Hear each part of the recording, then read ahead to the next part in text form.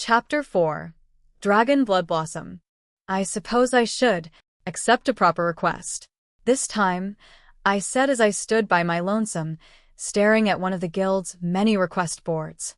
Although I resolved the incident at the lake not too long ago, that request wasn't filed through official guild channels, and it wasn't something I could take credit for. I have to get my act together. I continued my search. One right here. My eyes stopped on this particular request. It was nothing noteworthy since the reward for completing the request was a single bronze coin. No wonder it was left on the board as is. One could earn more coin by slaying a goblin. But what, exactly, did this request entail? My interest piqued. I examined the rest a little more closely, only to find that it was by no means a simple task. Rent? Are you thinking of taking up that request? We would be most grateful if you did. Turning around to the source of the familiar voice, I saw none other than Sheila, who had apparently been on receptionist duty this entire time. I only visited the guild during its more quiet hours, so there were few, if any, adventurers in the hall at this time. Sheila, too, didn't exactly have much receptionist work to do, hence her wandering over to where I stood. The reason why this request still remains here, it is not a matter of a compensation, isn't it? More of the request's details. Yes. At a glance, a single bronze coin isn't very much, but seeing who requested it, it does make sense. It is a tradition of the guild, after all. This tradition was the offering of a single bronze coin as a reward. This was something done by individuals who needed an adventurer's aid, but couldn't afford to offer a large sum of coin as a reward. I suppose one could say it was something quite similar to volunteer work. Requests like these have been common from the establishment of the guild itself, and new adventurers often learned of this tradition from their seniors. Clearing her throat, Sheila continued. However, even though there were adventurers willing to work on a pro bono basis, the contents of the request are a little. To gather a dragon blood blossom, a difficult request. Around these parts, very difficult. A dragon blood blossom was a flower with crimson petals as red as blood. It was a rare plant, with both ornamental and medicinal uses. From these flowers, a fluid of the same color referred to as dragon flower blood could be extracted, and from this fluid a variety of medicines could be made. Legend has it that a human maiden fell in love with a dragon, their relationship transcending the boundaries of species. Through a series of unfortunate misunderstandings, however, a hero came along and slew the dragon. Its blood, in turn, became these flowers as it seeped deep beneath the ground. To this day, dragon blood blossoms are sometimes given as gifts to fair maidens in love. Perhaps a strange idea of a gift, given the sad nature of the tale. But in the story, the hero was the maiden's brother. Although the dragon could have defeated him without much effort, it instead chose to offer up its own life out of its love for the maiden. As a result, this flower came to represent one's unyielding determination in the face of all odds, hence its contemporary status as a romantic gift. Its rarity meant it was near impossible to obtain such flowers. They were hardly sold at the common florist, and they commanded a large sum of coin. This request asked for the retrieval of these very same flowers. It was highly logical to assume the common adventurer wouldn't be motivated to take up such a task. Although, Sheila did mention that quite a few adventurers considered taking the request. The reason was due to the name of the client in question. Written clearly in block letters on the request were the following words. Client, Orphans of the Second Orphanage of Malt. Despite its nature, it wasn't written to invoke pity in any way. The details of the request were written neatly, clearly, and formally. And while the reward for this task was negligible at best, it was up to the adventurer to decide if this request was worth his or her time. What will you do? Sheila asked, with a slight smile on her face. Knowing Sheila, she already knew my answer. I shall accept this request. The Second Orphanage of Malt. Although Malt was a frontier town in most manners of speaking, it was blessed with the existence of 2 labyrinths in its vicinity, and as a result, it had a sizable population of its own. Malt was by and large a somewhat well-established township. There were a fair number of public facilities available, at least a number proportionate to Malt's population. The orphanage I was heading toward was one such facility. Depending on the area and kingdom, orphanages were run by a variety of organizations. This particular one in Malt was run by a collective of monks and nuns belonging to the Church of the Eastern Sky. This church believes that an angel once descended from the skies over the eastern parts of Yaran, with said angel apparently performing a variety of benevolent miracles. The church, in turn, thinks of the angel as a materialization of God, thus being the target of their worship. As their activities suggested, they were a comparatively peaceful organization, not engaging in aggressive missionary work, nor demanding donations from the general public. However, they were more impoverished than other organizations of a similar vein. Followers of the Eastern Sky were known for their frugality and noble intentions, and they were respected throughout the Kingdom of Yaran. This phenomenon only extended to Yaran, though. Due to the fact the organization never did expand much, its name was apparently not heard often outside these lands. In any case, I suppose that was how local religious organizations concentrated in certain parts of the land fared. The presence of the church in Malt was represented by the second orphanage, although it didn't make for much of a pleasant image. The building itself was run down and in dire need of repair, but I suppose that was just how things were. Cracks and holes in its walls were filled up with pieces of white gravel here and there. While the makeshift repairs seemed to do their job, the general lack of funding that plagued the Church of the Eastern Sky was painfully evident in these observations. According to the books I had read and some of Lorraine's ramblings, a certain empire to the west of Yaran was home to quite a few large religious organizations. The power they wielded was immense, holding as much power as the empire itself. Its priests and representatives were said to be dressed in such an overwhelming amount of gems and finery that one would often mistake them for jewelers. In Yaran, however, not a single one of their followers could be seen. Looking at the state of the orphanage, I felt the Church of the Eastern Sky would do better with a copper cooking cauldron as opposed to jewelry. But copper cauldrons were expensive, so that was neither here nor there. I soon found myself standing in front of the orphanage, its door equipped with a sizable knocker. Raising a hand, I gripped the metal handle, intending to announce my presence. That was what I wanted to do, until the knocker itself ripped off the door, now an inert metal part sitting in my palm. I saw nothing.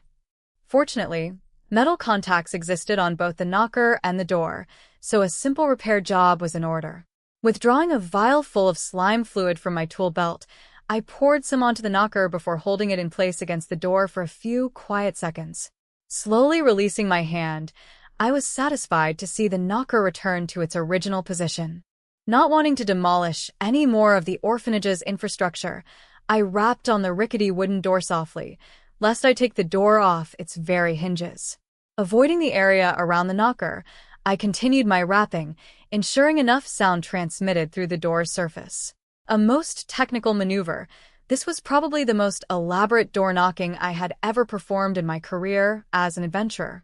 But the act of doing so caused me to momentarily ponder, what exactly was I doing with my life? Thankfully, the door soon began to open, jolting me out of my increasingly sidetracked thoughts.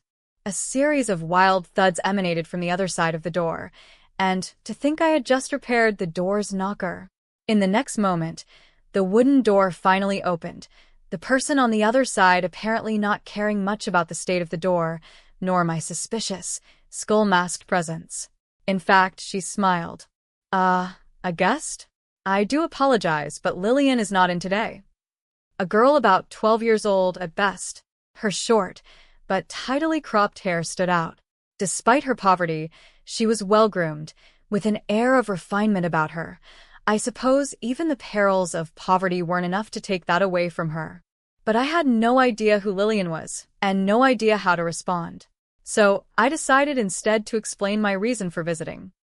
I am an adventurer from the guild who accepted your request. Or would you turn one, such as myself, away? The girl's eyes widened at my words. Why didn't you say so? I assumed you were one of the debt collectors.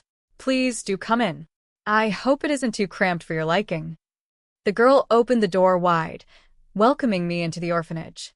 Do the children need something from me? I asked as we made our journey inside the building. Many pairs of curious eyes stared at me as we walked, orphans of all ages and sizes. Some were young girls holding infants in their arms, while others were near an age where they would soon be working in the outside world for their keep. Orphans came in a variety of ages, sizes, and histories. Some were orphaned when they lost their parents to monsters or bandits, and others were simply abandoned at the steps of an orphanage after they were born. Although the latter was somewhat rare in Malt, the former was an all-too-common occurrence. After all, anything could happen once one left the safe confines of a walled town. Even if a village was established in an area that was supposedly safe and not frequented by monsters, it could be just as easily demolished by a roving band or monsters that were attracted to human presence. These unfortunate events occurred daily, and more often than not, were too numerous to count. Such was the state of affairs in the world, as tragic as it may be. These orphans could be counted as lucky, if only because they still drew breath and had a roof over their heads. The gazes of those girls would perhaps be understandable, given my appearance. Having been led into a reception room of sorts, the short-haired girl left to get me some tea. In her absence, the room started filling with children, orphans filing into the room one girl after the other, eventually turning into quite the crowd.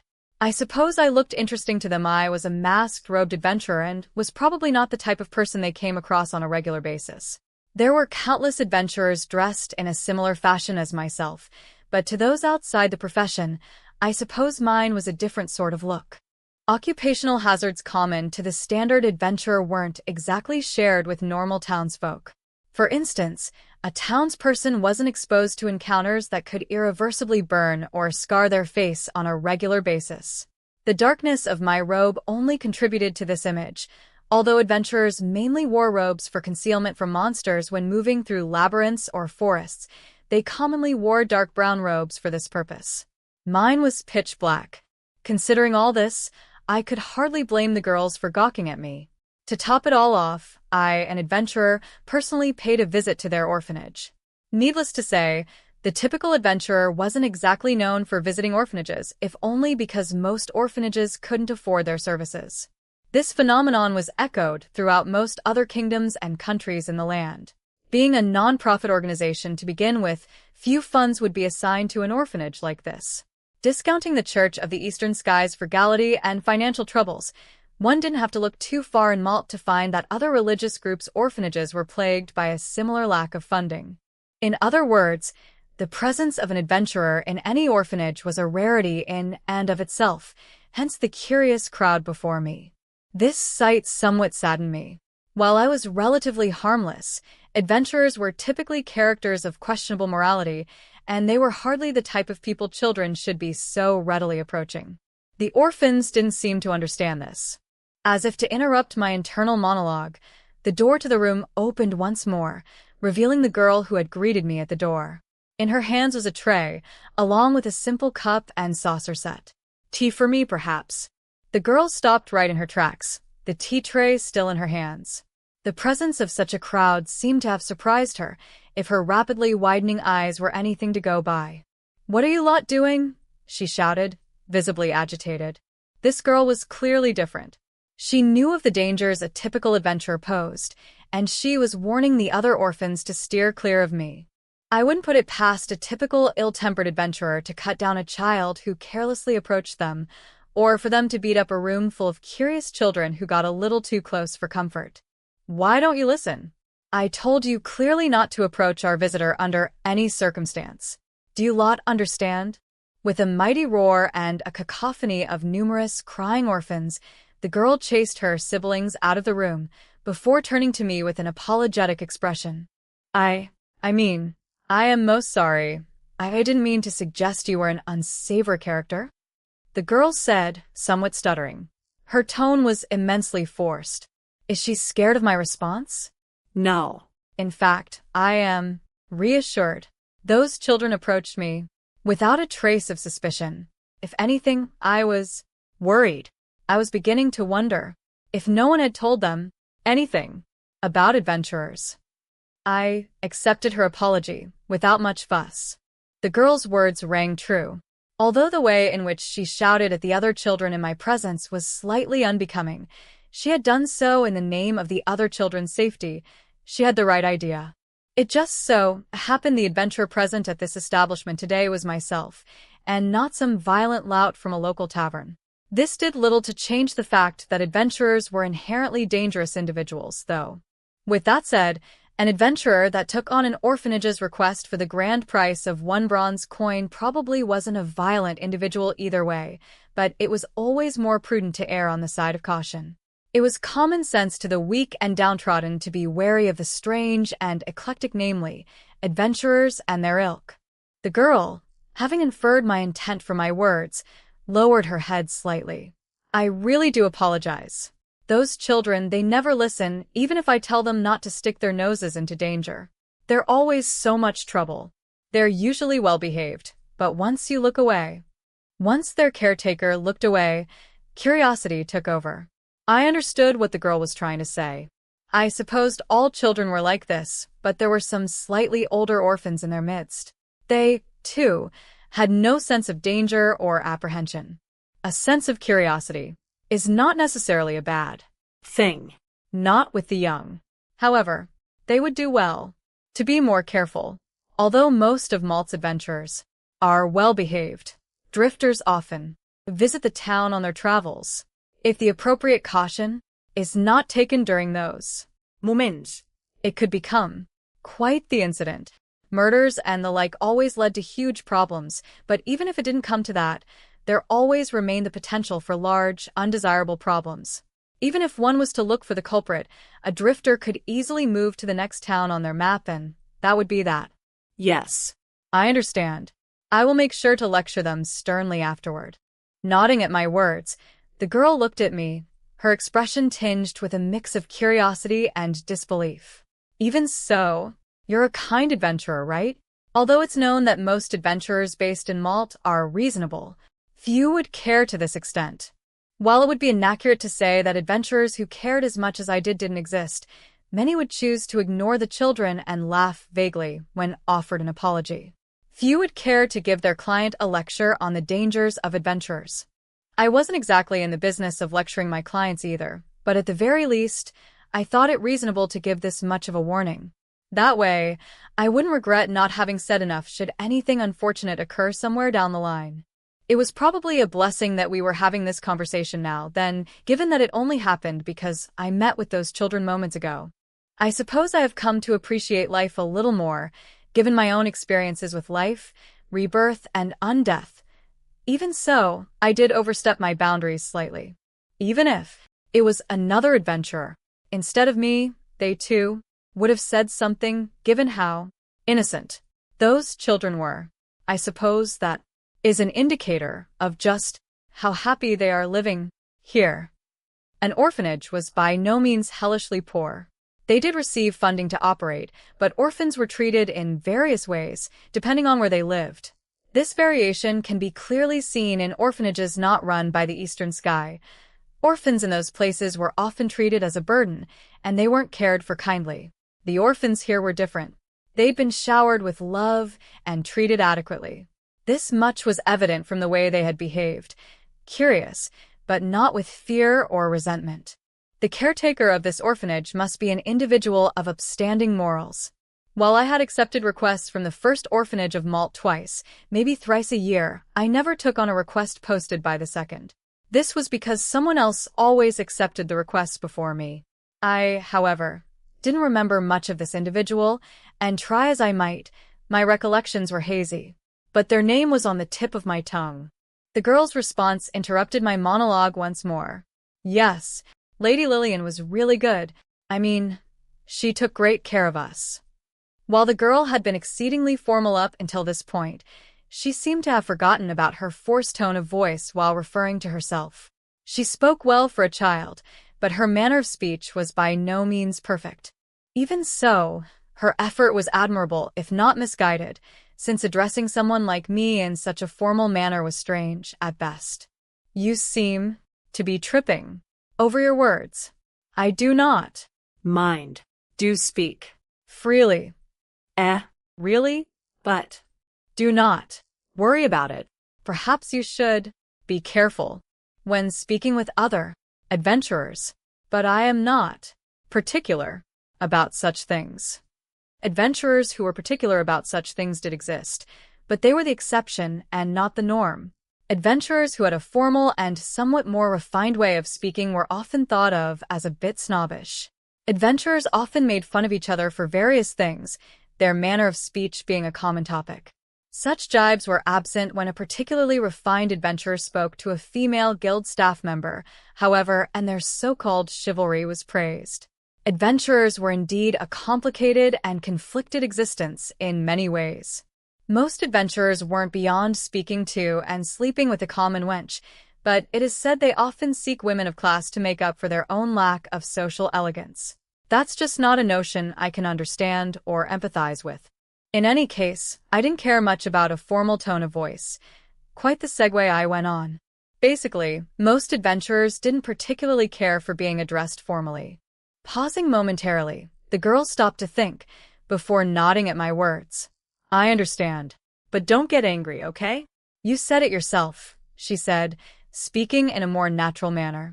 I suppose this was a more natural manner of speech for a child, or so I presumed. Due to the fact that she resided in this facility, she was probably an orphan, much like the other children here. She would have to make an effort to train herself in speaking formally and being socially alert, lest she become embroiled in some unpleasant incidents down the road. Should she not have these skills, she would be unable to resist and possibly lose her life, seeing as the social position of an orphan was not strong by any means. From that perspective, maybe I'd done something unnecessary. The girl did seem more relaxed speaking as she was, though, and maybe that was for the best. Even if I did her a disservice in some capacity, I would at the very least see to it that her request was fulfilled. Yes, of course. I will not be angry about the request. But before that, we should really introduce ourselves. My name is Rent. Vivi, a bronze class adventurer. Bronze? I assumed you were an iron class adventurer. You know, since this is an orphanage's request and all that. Oh, I'm Alize. I have no surname. Since orphans came from a variety of backgrounds, it wasn't uncommon for some orphans to have no surname, if only because the identities of their parents were not known. Orphans were often given a surname if they were ever adopted or when they became independent. Alize was probably in similar circumstances. In fact, it was a well-known practice for orphans to adopt their caretaker's surname should the need arise. For this particular case, I didn't feel that it was necessary as I was an adventurer, not an office or organization of some kind. Essentially, I didn't need Alize to have a surname to sign the relevant documents. Now that we know each other's names, I would like to inquire more about this request. With that, Alize readily nodded, quickly offering an explanation about that. It's nothing fancy. What I want is written on the request. You want a dragon blood blossom? Yes. Can I ask that of you? Well, I have already accepted it once. There is no reason for me to refuse.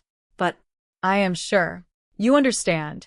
This plant is not commonly found in the areas around Malt. At the very least, I would like to know why you would ask such a thing of me. Alize turned her gaze downward, a difficult expression on her face. I suppose she had her own reasons. Despite this, she soon continued her explanation. Yes. I know. You aren't convinced. Well, could you wait for a while? Sure. I was under the impression that Alize would speak plainly of her reason to me, but she was soon out the door. I didn't have to wait long for her to return, however. Please come this way. I'll show you why we asked for such a thing. Beckoning me with her hand, Alize turned, walking out of the reception room. I followed behind Alize, but we didn't have long to go, as we soon stopped outside a room. Approaching the door, Alize knocked on it twice. It's Alize, she said, as if looking past the door before her. Enter. It was a quivering, almost inaudible voice, the voice of a woman. Alize nodded. Pardon me? With that, Alize opened the door, stepping into the room. Glancing over at me, Alize tilted her head slightly, motioning for me to enter as well. It was a simple room, furnished with a small shelf and table, along with an equally simple bed. In that bed lay a middle-aged woman, who struggled somewhat to sit up in her bed at the sight of Alize and me. Pleased to meet you. Thank you very much for accepting our request of cleaning the orphanage's basement storage rooms.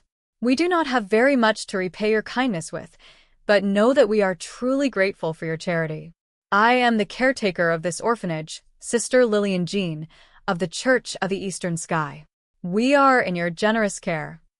The disparity between Alize's request and the sister's words made me turn my head slightly.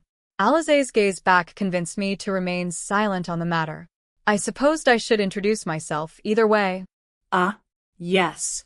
I am Rent Vivi, of the Adventurers Guild. Taking on requests like this, from time to time, is not too bad. Realistically speaking, I took on this request because I felt like I should. Therefore, the acceptance or denial of requests was up to the adventurer. But as long as one accepted the request in question, one would work, and such was an adventurer's way. The client and adventurer were both considered to be equals, so there was no real reason for the client to defer to the adventurer in question. Your words bring strength to my heart. The basement storage space of the orphanage is small, but due to the presence of monsters, I could not have the children do it. If I were in better health, I would fight the monsters myself, but now. I wondered if it was possible for Sister Lillian, a slightly rotund woman in her 40s, to be fighting monsters, but Alize's relative silence and respectful gaze were enough to convince me otherwise. Monks and priests were often trained to have some sort of combat capability, so they were the only profession other than adventurers to commonly have proficiency in combat techniques. There were considerations of the use of divinity, as well, in which case the sister's physique hardly mattered. The cleansing flames brought about by one's divine aura were more than enough to set monsters alight in a small, confined space. Compared to what Sister Lillian was theoretically capable of, my own divine powers were weak. I wasn't a devout believer in any religion, after all, so nothing much could be done about that disparity. I did not mind too much, having learned a great deal about the possible applications of divinity at Clopes. As long as I was creative about how I used my divinity, I could produce respectable results.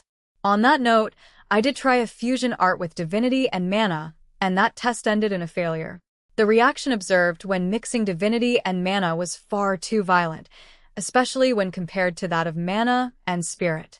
Mixing divinity and spirit didn't yield more positive results, primarily due to the fact that the energies within the weapon dissipated the moment they were mixed. Maybe they were simply incompatible, or at least of a low compatibility. In any case, a successful application felt possible with enough practice, or maybe some sort of technique yet unknown to me. Sister Lillian used to have combat ability, but she was now unable to fight like she used to. It was plain to see that the good sister was unwell. Are you ill, Sister Lillian? Yes, unfortunately. It would seem like my strength has left my body as of late. However, I never did have any problems with my health. I am sure I will recover with some rest. So, if you would be so kind as to assist us during this time? Unsure of how to respond, I turned to Alize, whose expression seemed to be one of pleading silence. I will do what I can. Do take care of yourself, Sister Lillian. I should get going soon. Alize. Yes, well, then Lady Lillian, we have to discuss the specifics of the request at hand. Lillian nodded at Alize's words. Yes. You are a most helpful child, Alize. Mr. Rent, do think of Alize as my second. If there is anything at all that you do not know, just ask Alize. Nodding, we both made our way out of the room, Alize closing the door behind her. I have many questions. Alize. Well, let's return to the room we were in first. Alize started walking down the hallway. I suppose it would all be for naught if Sister Lillian caught wind of our discussion. I held my peace, following closely after Alize. Well, it was only a single word, but Alize understood my question well enough. I suppose that was a given, if only because Alize was the one who signaled me to remain silent during our conversation with the sister. Sorry for all the trouble. There is a reason, Alize said, apologizing. I couldn't blame Alize for what she did, especially not with her finally willing to tell me the truth. I had no intent on grilling Alize or putting her on the spot, but I did want to know why we had to lie in front of a sister. Well, you saw how she was doing, right? Lady Lillian. She doesn't realize it herself, but she's very sick. Alize finally started to explain. I see. With those words alone, I largely understood the nature of Alize's request. However, I didn't want to make any assumptions, so I allowed Alize to continue. We saw a healer for it. Sister Lillian's illness, I mean. But it can't be healed with magic. Only with the divine powers of those who have been blessed by healing spirits of some kind. Perhaps it is rude of me to be saying this, but you must have paid the healer a fair sum of money for them to even see Sister Lillian. Alize laughed at my words, pointing a finger at me. There are more people like you than you realize. They said they wouldn't take any money if it was for Lady Lillian. Well, that's what they said anyway. I suppose that was understandable since the sister was a member of the Church of the Eastern Sky, as well as a nun who took care of an orphanage. Surely there were many who have been saved by her benevolent hand, or even by her divine prowess against certain odds. She was quite capable of fighting monsters while she was still in good health. Well, so that's why. Unless a priestess saint or a great priest comes by, we would need medicine to cure Lady Lillian. In fact, a priestess saint did come by a while ago, but Lady Lillian was still in good health then. If memory served, one such priestess saint visited Malt while I still drew breath. I suppose they would consider me a target for purification should we cross paths now. Some say that simply looking at a priestess saint made them feel better. If I were to carelessly approach such an individual, I might just disappear. I should definitely be more careful about this from now on. And for this, medicine. You need a dragon blood blossom? Yes, exactly. The medicine will be made with the aid of that healer I mentioned. They said they'll look for someone who can make it. And as for the fees, well, I said I would pay, but they declined to receive anything from us. Surely, the healer in question intended to pay on Alize's behalf. I suppose things like this happen from time to time, and in this case, Sister Lillian's kindness had come full circle, with many individuals now wishing to aid her. I see. I understand your circumstances. Now, if I may ask, what is the name of the sister's illness? It's apparently called accumulative miasma disease. It's a type of illness that only afflicts practitioners of divinity. The stronger their divinity is, the more miasma their body absorbs every time they use their divinity, like a kind of recoil, I guess. And their health deteriorates over time. But a dragon blood blossom has the ability to dispel that miasma. Accumulative miasma disease. Given that I am a practitioner of divinity myself, this could one day concern me. But I didn't recall having such experiences in the past, probably because the amount of divinity I could muster was far too small to begin with, leaving no space for any miasma to enter. Purifying a cup of drinking water, or easing the infection in a wound was just about all I could do. Compared to my minor feats, Sister Lillian probably channeled quite a lot of divinity in her lifetime. Come to think of it, even I utilized a fair amount hunting monsters, but that was a thought for another time. What about that? Talk about the basement. Storage, I asked, recalling Lillian's words. Just a roundabout way of speech. After all, if I asked outright for an adventurer to gather dragon blood blossoms, Lady Lillian would know what I was trying to do right away. After all, only Sister Lillian is capable of using any divinity here. Is it a big problem if this is publicly known? Of course it is. Lady Lillian would never ask for anything like that. Also, people don't die from accumulated miasma right away, and that fact only makes asking for help more difficult. It's a disease that slowly eats away at the person. From what the healer said, it would take a previously healthy person at least 5 to 10 years to perish from it. Lady Lillian would just ask for her to be replaced by some other nun from the eastern sky if she got wind of this. Sister Lillian's frugality was the genuine article. One couldn't hope to hire an adventurer to go dragon blood blossom picking with a normal sum of coin, so I suppose this was the reason Sister Lillian held off making such a request. One would think the good sister would ask for help, given that the orphanage wouldn't run without her. Due to the nature of the illness, however, it would seem like she preferred to have another of her colleagues replace her instead of spending coin on a cure. While it made some degree of sense, it was a most troublesome thought process. I began to see why Alize had pleaded with me to keep silent on the true nature of this request. While most of the nuns and monks who lived by the teachings of the eastern sky were indeed saintly in disposition, this same behavior had now become the root of this problem. Even when threatened with death, Sister Lillian thought of it as nothing more than her divine duty. The disease could be easily cured as long as one had the appropriate amount of coin. Sister Lillian, on the other hand, would be loath to spend such an exorbitant amount on herself. This was probably why Alize had to resort to such a roundabout method, and it was indeed a good thing that I held my tongue. But Alize appeared to have other worries. Well, that's how it is. But can you really obtain a dragon blood blossom? What you said is true. If one were to obtain it near Malt, it would only be in the swamp of Tarask. The swamp was, as its name suggested, a swampy area ruled over by a fearsome monster, appropriately named Tarask. They were a type of monster somewhat related to dragons, primarily inhabiting swampy areas. They were armed with a thick shell, 6 legs, and a potent poison, a truly terrifying beast. Low-ranked adventurers couldn't hope to face such a monster in combat, let alone go searching for dragon blood blossoms in the swamp. It was inevitable for Alize to have doubts about a bronze-class adventurer such as myself, and not about my commitment to the request, but if I would even make it back alive. A valid consideration. I do not think I could. Best to Tarask. Though, I do have my ways. After all, they are not exactly goblins. There are not that many of them. Really? yes. All you have to do is wait for me.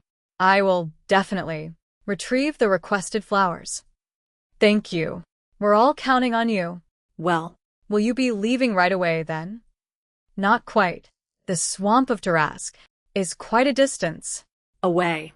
Many of the monsters there are nocturnal. I will be headed there tomorrow. Alize probably wanted me to set off right away if it meant I could cure Sister Lillian just a little faster, but that wasn't a wise course of action. If I'd just up and left without any due preparation, the chances of me never returning to Malt again were considerably high. Taking some time to prepare in advance was the logical choice. Is that right? I guess you're an adventurer that knows his stuff, even for a bronze class. Since you know this much, I guess you really are professional. Alize's words piqued my interest. Are you perhaps interested in the ways of the adventurer? Oh, have I been found out? Well, yes. It's been my dream since I was a little girl. I do have some luck, I suppose. I have a little bit of mana in me. Given how things are at the orphanage, though, it seems like I won't be able to do very much for a while. At the very least, I need to stay with Lady Lillian until she recovers. If the words of Sister Lillian were to be believed, Alize was her second in the orphanage, so it wasn't too strange for Alize to feel like she had to shoulder all responsibility. In fact, if Alize was indeed blessed with a reservoir of mana within her, she had potential to become a great adventurer, unlike the 2-bit counterpart I was in life. When you want to become an adventurer, Tell me. I will aid you. You're really a nice person, aren't you? Well, I have no idea when it'd be possible, but I'll definitely come looking for you when the time comes, Alize said, a small smile lighting up her face. Although I wanted to return to Lorraine's and make the appropriate preparations for the morrow, Alize had one more request for me. Apparently, her talk of monsters in the basement storage of the orphanage was, in fact, real, so I decided to offer her my aid. The greater half of monsters that did infiltrate human settlements weren't very threatening, while those that had the ability to disguise themselves as humans, attack from the skies, or infiltrate towns through some special means could be dangerous, the same could not be said for monsters that snuck around in the basements of buildings. Following Alizé's lead, I made my way to the basement storage, wondering about the kind of monster that decided to nest there. The cool air of the basement was somewhat appealing to me. I suppose becoming an undead had a major influence on my preferences. Specifically, I found myself more drawn to dark and damp places like this, more so than I was in life. Not necessarily a bad thing, but I digress. Ah, There they are. Where? Where? Alizé asked, turning her head this way and that. In her hands was a small knife, probably meant for self-defense. One could never be too cautious. We were dealing with monsters, no matter how weak. I pointed at the dark corner of the room. There, do you see it? It is sitting right there. that round thing. Ah, That, huh? It's a little big, isn't it? Sitting in the corner of the room was none other than a Poochie Suri, a small, mouse-like monster. Recalling my past discussions with Lorraine, it was a monster that was frequently experimented upon by scholars. Under normal circumstances, they were only slightly bigger than a sewer rat. This one was at least 5 times bigger, hence Alizé's observations. Perhaps the environment here was conducive to its growth. Finally noticing us, the Poochie Suri turned around, hissing and baring its teeth. I had to give the mouse some credit. Its teeth were considerably sharp, like knives shining in the dark. Maybe I shouldn't have brought Alizé with me, a lapse of judgment. Still, I readied my knife. While I would usually draw my sword, the basement was by no means a large space, and swinging it around here would not bode well for anyone. I suppose it was a stroke of luck that I had my dissection knife with me, even if it only allowed me to channel mana through its blade. Given that my opponent was a Poochie Suri, however, this wasn't much of a problem. Steel yourself. Saying so, I tightened my grip on my knife, before promptly putting my foot down on the cold bricks of the basement and propelling myself toward the monster. Poochie Suri were simple organisms. They were faster than the average townsperson, which made catching them quite a task. But this wasn't the case for an adventurer. Before one who strengthened their body with mana or spirit, a Poochie Suri had no hopes of victory. Taking aim, I lightly slashed at the incoming Poochie Suri with my dissection knife. The monster was sent flying, and I had my mana and my undead strength to thank. Hitting the basement wall with a thud and squeak, the monster slowly slid downward, eventually coming to rest on the cold, brick floor. It still drew breath, though there wasn't much left in the creature. All I had to do was put it out of its misery. I slowly advanced toward the fallen monster, knife raised high. What I did not expect, however, was for it to spring back up at me in a final move of defiance. I could dodge such an attack, given its pathetically slow speed. But the problem was that Alizé was behind me. Instances like this made me reconsider my stance on solo adventuring. All the time I spent adventuring alone had seasoned me to only think about my own safety as opposed to that of any others. A lapse in judgment indeed. Given that Alizé was behind me, there was no way I could dodge the monster's final blow. And even if I were to strike with my knife, the angle it was currently held at did not lend itself well to such an attack. I had little choice. I instead struck out with my free hand, intercepting the airborne monster. Though I had the misfortune of punching the Poochie Suri right in the teeth. I could feel a tingling sensation in my hand, but that was an afterthought. Did I finally slay the beast? What I saw confused me. I hit the monster with enough force to kill it instantly, yet it was convulsing on the ground, its breath in short, painful gasps. What is this? Not wanting to take any more chances, I slowly put some distance between myself and the writhing mouse. I had no idea what was about to happen, or what could possibly happen. The Poochie Suri, for its part, continued to trash for a few moments, before finally relaxing entirely, sprawled out on the cold, damp bricks. Its previously gray fur had now turned a deep, dark shade of black.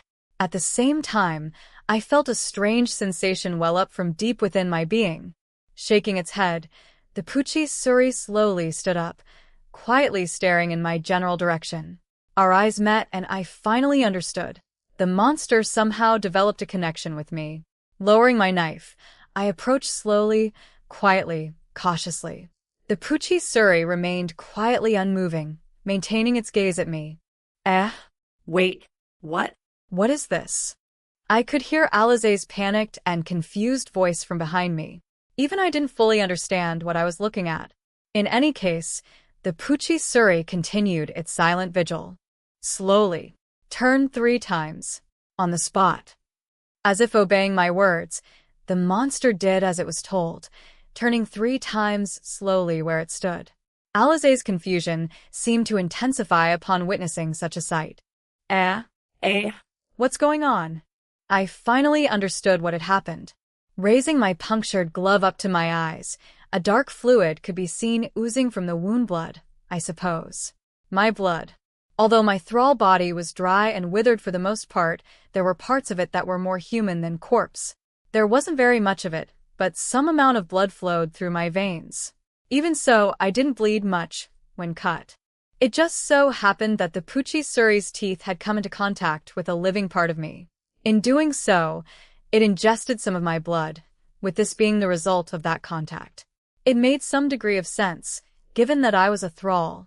Thralls were vampires, albeit not very powerful ones. Vampires created familiars by biting humans and injecting their own blood into the unfortunate victim. The victim would then transform into a monster, and sometimes they would transform into a thrall. Going by that logic, it was safe to assume that thralls, too, could create familiars of their own. Under normal circumstances, this shouldn't be possible. Thralls were said to be mindless, shambling zombies of some sort, so they were by no means capable of complicated thoughts. One would be hard-pressed to find a thrall that actively sought out victims to create familiars with. Even if it somehow succeeded in creating a familiar, it would not have the required intelligence to direct and instruct it. A thrall did have a will of its own, no matter how simple and frail. This simple will allowed them to follow orders from higher-ranked vampires and enable them to create, albeit not control, familiars. In that case, a thrall would be able to create familiars by injecting its own blood into a victim. The victim of a vampire attack would then have their bodies forcibly altered by the vampire, eventually transforming into a familiar thrall. And now, my blood somehow found its way into the Poochie Suri, hence the convulsions, as its body was forcibly altered by my blood. The result of the process was the mental link I now had with this creature. If I had to put it into words, the Poochie Suri felt like a part of me, albeit a smaller, detached, mouse-like part. The Poochie Suri had become my familiar. This was the only educated guess I could make. Of course, telling that to Alize would not be a good idea. Only vampires and some other kinds of monsters were capable of such a feat. I had to find some excuse to justify what she had just seen, somehow. To Alize, this entire spectacle must have been incomprehensible and strange. Thankfully, I had the perfect explanation to gloss it over with. It would seem like my will has passed into the monster. Pass was an ancient and specialist term used by monster tamers.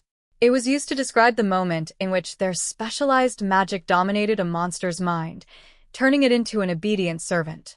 I was basically trying to convince Alize that what she had just seen was an act of monster taming, and not of me turning the monster into my familiar. What does that mean?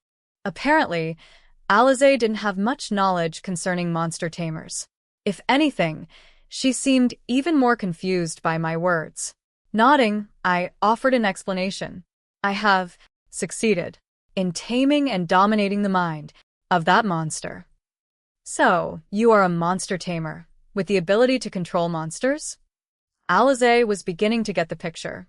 I was by no means any sort of monster tamer, but with this I could control what Alize knew safely. She could discover that I was no such thing with some simple research, and this was why I said, not Quite. I am a swordsman. But I learned the methods from a monster tamer, acquaintance of mine, a long time ago, so I thought I would try it out. oh, Adventurers are really something else, huh? That's amazing. Although the art of monster taming was exclusive and usually never taught to those outside their secretive order, Alize didn't need to know that. Even if she did do some research on me after the fact, there was no way to deny that such a thing was possible. With this, there were no more problems. Then, Alize continued, "Is that monster safe now? It won't attack us anymore?" Now, this was a question I could answer truthfully. Yes. In fact, It will now listen to whatever I say. This is convenient. We could have it guard the basement storage. You did say that monsters occasionally found their way in. Yes, a cold, damp place that often attracted monsters. I felt somewhat sorry for Sister Lillian, who must have purified this basement numerous times. In any case, we now had a newfound guardian for the basement. But Alize didn't seem too convinced. "You're sure about it not suddenly turning around to bite us in the behind? Really sure?"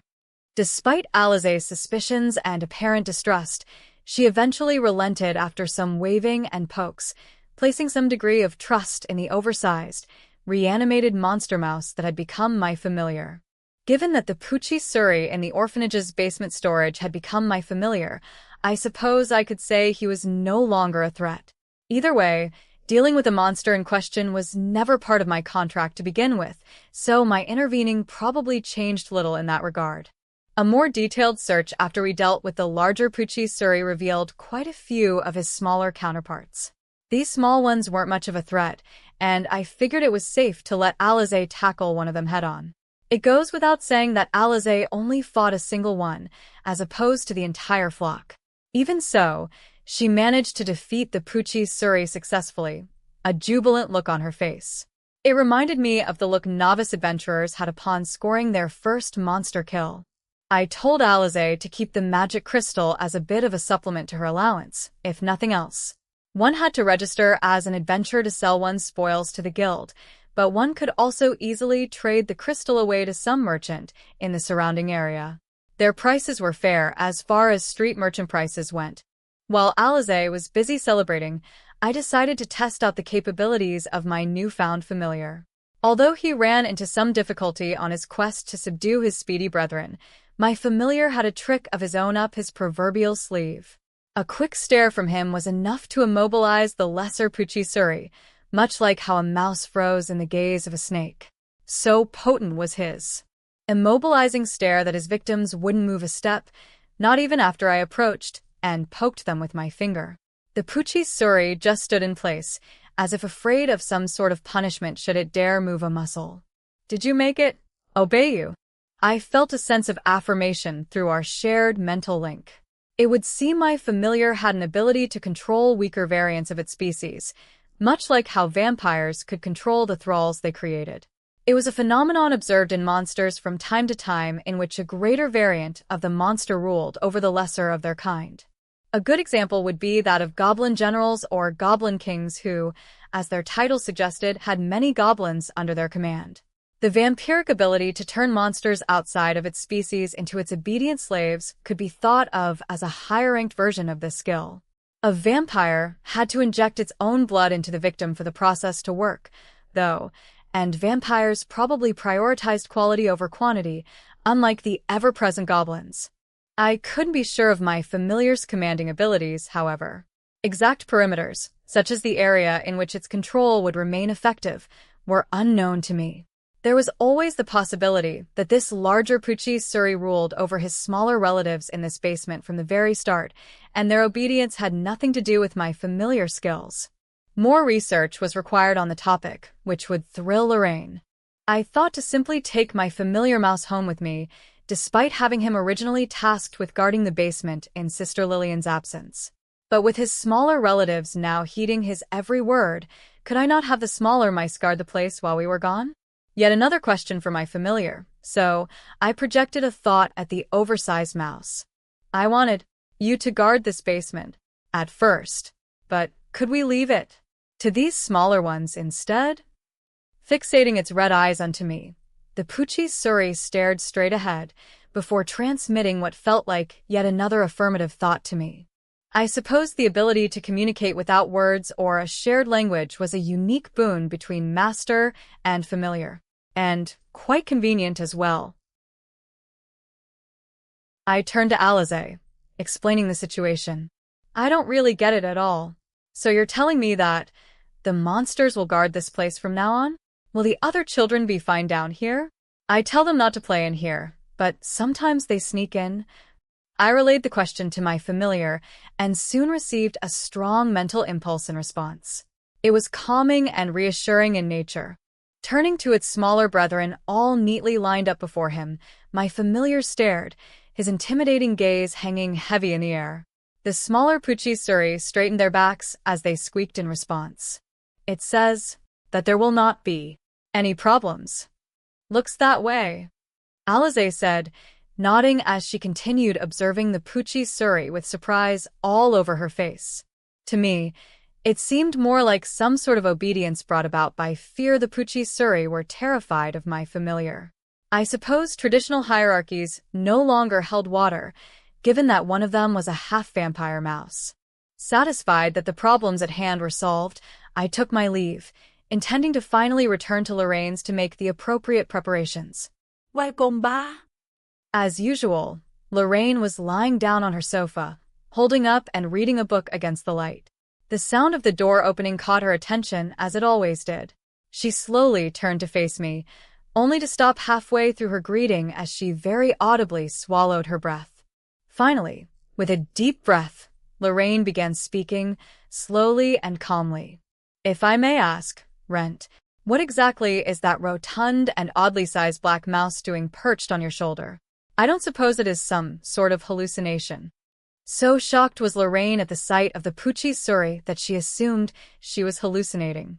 Sniffing the air slowly, I caught wind of a foul odor. Lorraine had been mixing strange medicines with the windows closed, yet again. Striding toward the windows, I threw them open, then returned to my original spot. I found him, in the orphanage basement, storage. He will be in our care from this day on. A bit too apt a summary, Rent. You would at least have to start from the beginning for me to comment on the matter. Yes, I suppose I would. An explanation was in order. After sitting through my description of recent events, Lorraine nodded, seemingly lost in thought. I see. It is very like you to take on such a request. But to the swamp of Tarask of all places? Even I dread to set foot in there, Rent. Will you be all right? I have thought of many contingency plans. There will be no issues. I suppose there would be no problems if you put it that way, but I still worry. Yet not much can be done about it now, either way. To think you are capable of even creating and controlling your own familiars. I have performed many experiments, yes, but none that involved feeding your blood to other living things. Lorraine's conclusion was reasonable. Being a lower-level vampire, thralls were thought to lack the ability and intelligence to create familiars of their own. It made sense that she wouldn't feed my blood to any animal she got her hands on. Lorraine, for her part, mentioned that her experiments centered around ensuring I was healthy to begin with, along with any other major traits and abilities my thrall body possessed. I suppose less prominent abilities like this would naturally escape her detection. Can we keep him? Do as you like, Rent. A little late to be concerned about that, no? An undead lives in this house, said undead being you. One more mouse or two hardly makes a difference. He will, however, have to earn his keep. He has to pay rent. Don't be so daft. Samples. A blood sample from the mouse and some hairs will suffice. I can think of many experiments, yes, a great deal of tests. Of course, I would not drain him dry. A healthy amount is enough. Speaking of health, Rent, what does he eat? Lorraine extended her hand toward the Puchisuri. My familiar leaned out, sniffing Lorraine's fingers and closing its jaws around one. Oof. It was a light bite, enough to puncture Lorraine's skin, but not cause grievous harm. Loosening its grip on her finger, the Puchisuri licked Lorraine's wound, small droplets of blood rising to her skin's surface. I see. Blood? Like your maker? Predictable, Lorraine said, exasperated. At least he is easy to understand. Even so, my blood is quite the commodity these days, no? I couldn't quite make out if Lorraine intended her statement to be a joke, but she seemed to be in a good mood. I suppose that was enough for now.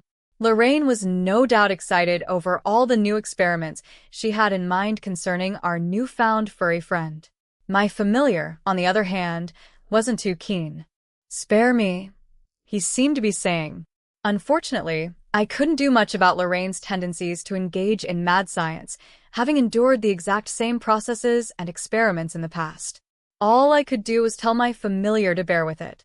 The Poochie Surrey responded with a marked sense of apprehension and fear. A new day dawned upon Malt. The sun, slowly rising above the clouds, flooded the streets of Malt, or what I could see of it from my window. In the sun's rays, previously purple clouds turned red, and with that, a new day began. It was a sight I saw on a regular basis. Not exactly a rare sight, but one I had to wake up for in life.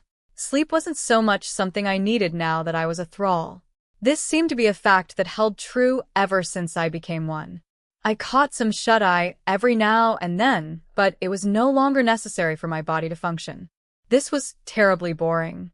All I could do to pass the time was look outside the window, or light a lamp and read a book.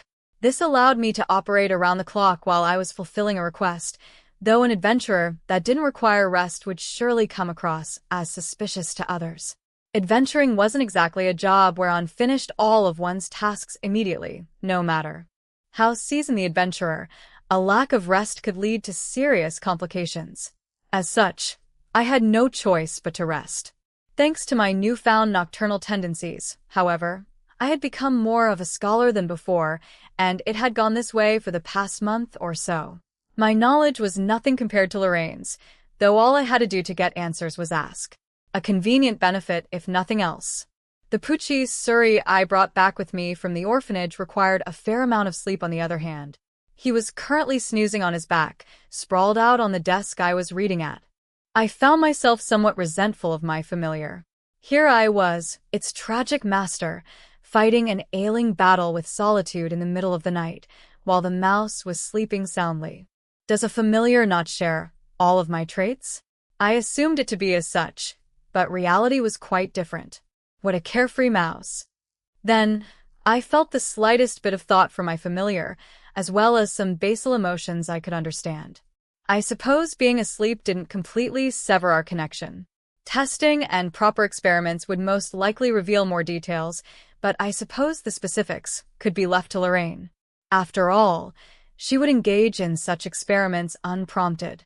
I felt a little guilty for leaving everything to Lorraine, but I had my existential evolution to worry about, so that was that. As things were, however, I found myself with an excessive amount of free time. One would possibly even call me a bit of a freeloader. I would do well to set such thoughts aside. Outside, the citizens of Malt stirred, some already leaving their homes. It was during these idle thoughts that a strange scent wafted past my nose. Where was it from? Outside? Impossible. I made sure all the windows were shut and bolted after Lorraine had gone to bed. Then, my sense of curiosity piqued by this strange scent, I walked toward the source of the smell, which was apparently the kitchen of the abode. For now, I decided to leave my familiar where it was, for if it should wake, its keen sense of smell would tell me what the scent was immediately. I was greeted by a strange sight upon arriving in the kitchen. I would almost think that it would snow. Today, I said, amused at the sight. Don't be silly, Rent. Even I can cook if I put my mind to it. That answer came from none other than Lorraine, who had decided to take a turn at cooking breakfast for one reason or other. Numerous magical and alchemical magic tools were present in the kitchen, and Lorraine manipulated each one with a trained hand. Normally, Lorraine would be sound asleep at this hour, but as she said, it wasn't strange that she was reasonably capable at cooking. I could take credit for that, of course, being the individual who taught her how to cook in the first place. Lorraine, for her part, would cook from time to time should she feel like it. If I had to guess, today was one of those times. Is there any for me? While I could survive off nothing but blood, I did enjoy a good meal every now and then. Yes. Lorraine's response was reassuring. I am working on it, Rent, as you can see. Sit down, it will be done soon. Although her methods were somewhat unorthodox, Lorraine knew what she was doing. Nodding, I turned and headed for the dining table. "Well, then, eat up," Lorraine said, gesturing to the dishes laid out on the table. Black bread and milk, along with some steamed dishes. A classic malt breakfast. Lorraine was probably steaming these very dishes when I walked in on her in the kitchen a few moments ago. It was a simple steamed stew of the orc flesh I had preserved some time back, along with some legumes and root vegetables. The rich aroma of stock permeated through the ingredients, quite a most mouth-watering dish. Being a thrall, my stomach didn't bloat or hunger very much at all, but I still had a sense of taste. My memories of food and their taste were vague during my brief tenure as a ghoul, becoming much sharper upon my evolution. I could now enjoy and taste all manners of food, much like I did in life. If I had to pinpoint one change, it would be my newfound appreciation of blood. I found the taste of blood unbelievably enjoyable, though it wasn't exactly something I would bring up at the dining table. Clasping my hands together before Lorraine's hand-prepared breakfast, I closed my eyes briefly, uttering a prayer before picking up my set of utensils. Needless to say, I hardly believed in the existence of gods of any kind, merely doing so out of habit. An undead praying to the gods before a meal? A most jarring and strange sight, Rent. I didn't need Lorraine's reminder to understand the irony of the situation. While each major religion had its own separate views on the undead, they were mostly viewed unfavorably as enemies of the gods, traitors of the heavens, or far worse. In any case, I could always be sure of the fact that most of these religions viewed the undead as a crime against the creations of God. What do you propose? I do. Walk into a church and offer up a prayer there? Oh, would that not be blasphemy? Or perhaps you could even call it a change of heart. To think that an undead would consider offering a prayer to God.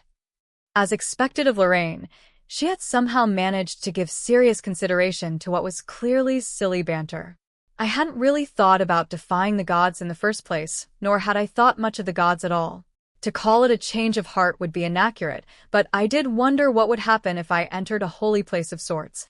Come to think of it, that orphanage was run by the Church of the Eastern Sky, and if I had asked, I would have been granted access to their local altar or place of worship.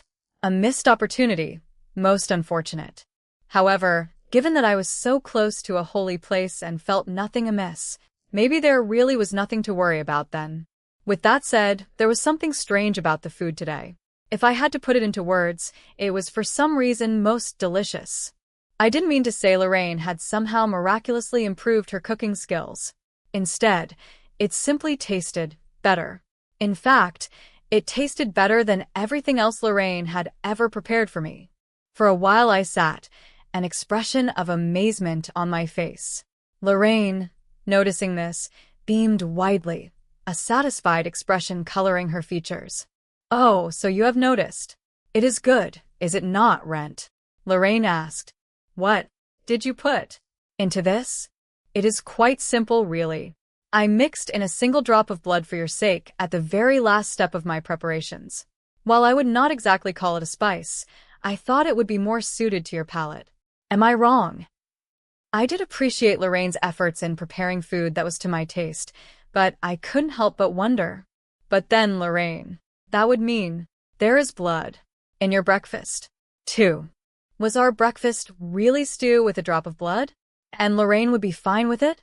Well, even if it is my own blood, I am not in the habit of having bloody stew for breakfast. Rest assured, Rent, I simply removed a portion for you and left a droplet in that. Did you think I would simply give my finger a good nick and submerge it into the stew pot? That would really be a witch-like thing to do, no? I was relieved Lorraine had not ruined an entire pot's worth of breakfast for my sake. If I thought about it, I suppose mixing blood into food was somewhat witch-like, if the fairy tales were to be believed. I do not engage in such practices, mind you, Lorraine continued. In older days, however, fortune-telling witches would often advise young girls to do strange things. I do pity the men, really. A terrifying prospect. Thinking it just had to be a joke, I asked for more information, only to instantly regret it as I looked up and met Lorraine's focused eyes. She was apparently serious. When did they engage in such a Practice? During that one festival, what did they call it again? That one where it was socially acceptable for women to propose to men. It was on some saint's birthday, or the like. You remember the feasts, dances, and whatnot that went on during that time, yes? The deed was done then. I recalled such an event. While I never attended it myself, nor had anyone propose to me, I often heard about it from friends and acquaintances, namely, former adventurers who had gotten married. Lorraine continued once more. I suppose you could say it was a folk curse of sorts that worked much like how vampires create thralls to be their obedient slaves. In this case, however, the women have bound men to their will. Almost parallel examples, if you would. Lorraine, apparently satisfied at giving me a historically accurate explanation of the custom, sat down and continued eating her breakfast without another word. Do be careful on your journey, yes? Lorraine said, as I made to leave the abode. Come to think of it, there was meaning in having this specific type of stew for breakfast. According to local customs, it was something akin to a blessing or prayer for a peaceful journey ahead. This was why Lorraine had woken up early to prepare it. The swamp of Tarask was a dangerous place after all. Don't worry about Me. Lorraine. If it ever gets too dangerous, I would escape, without hesitation.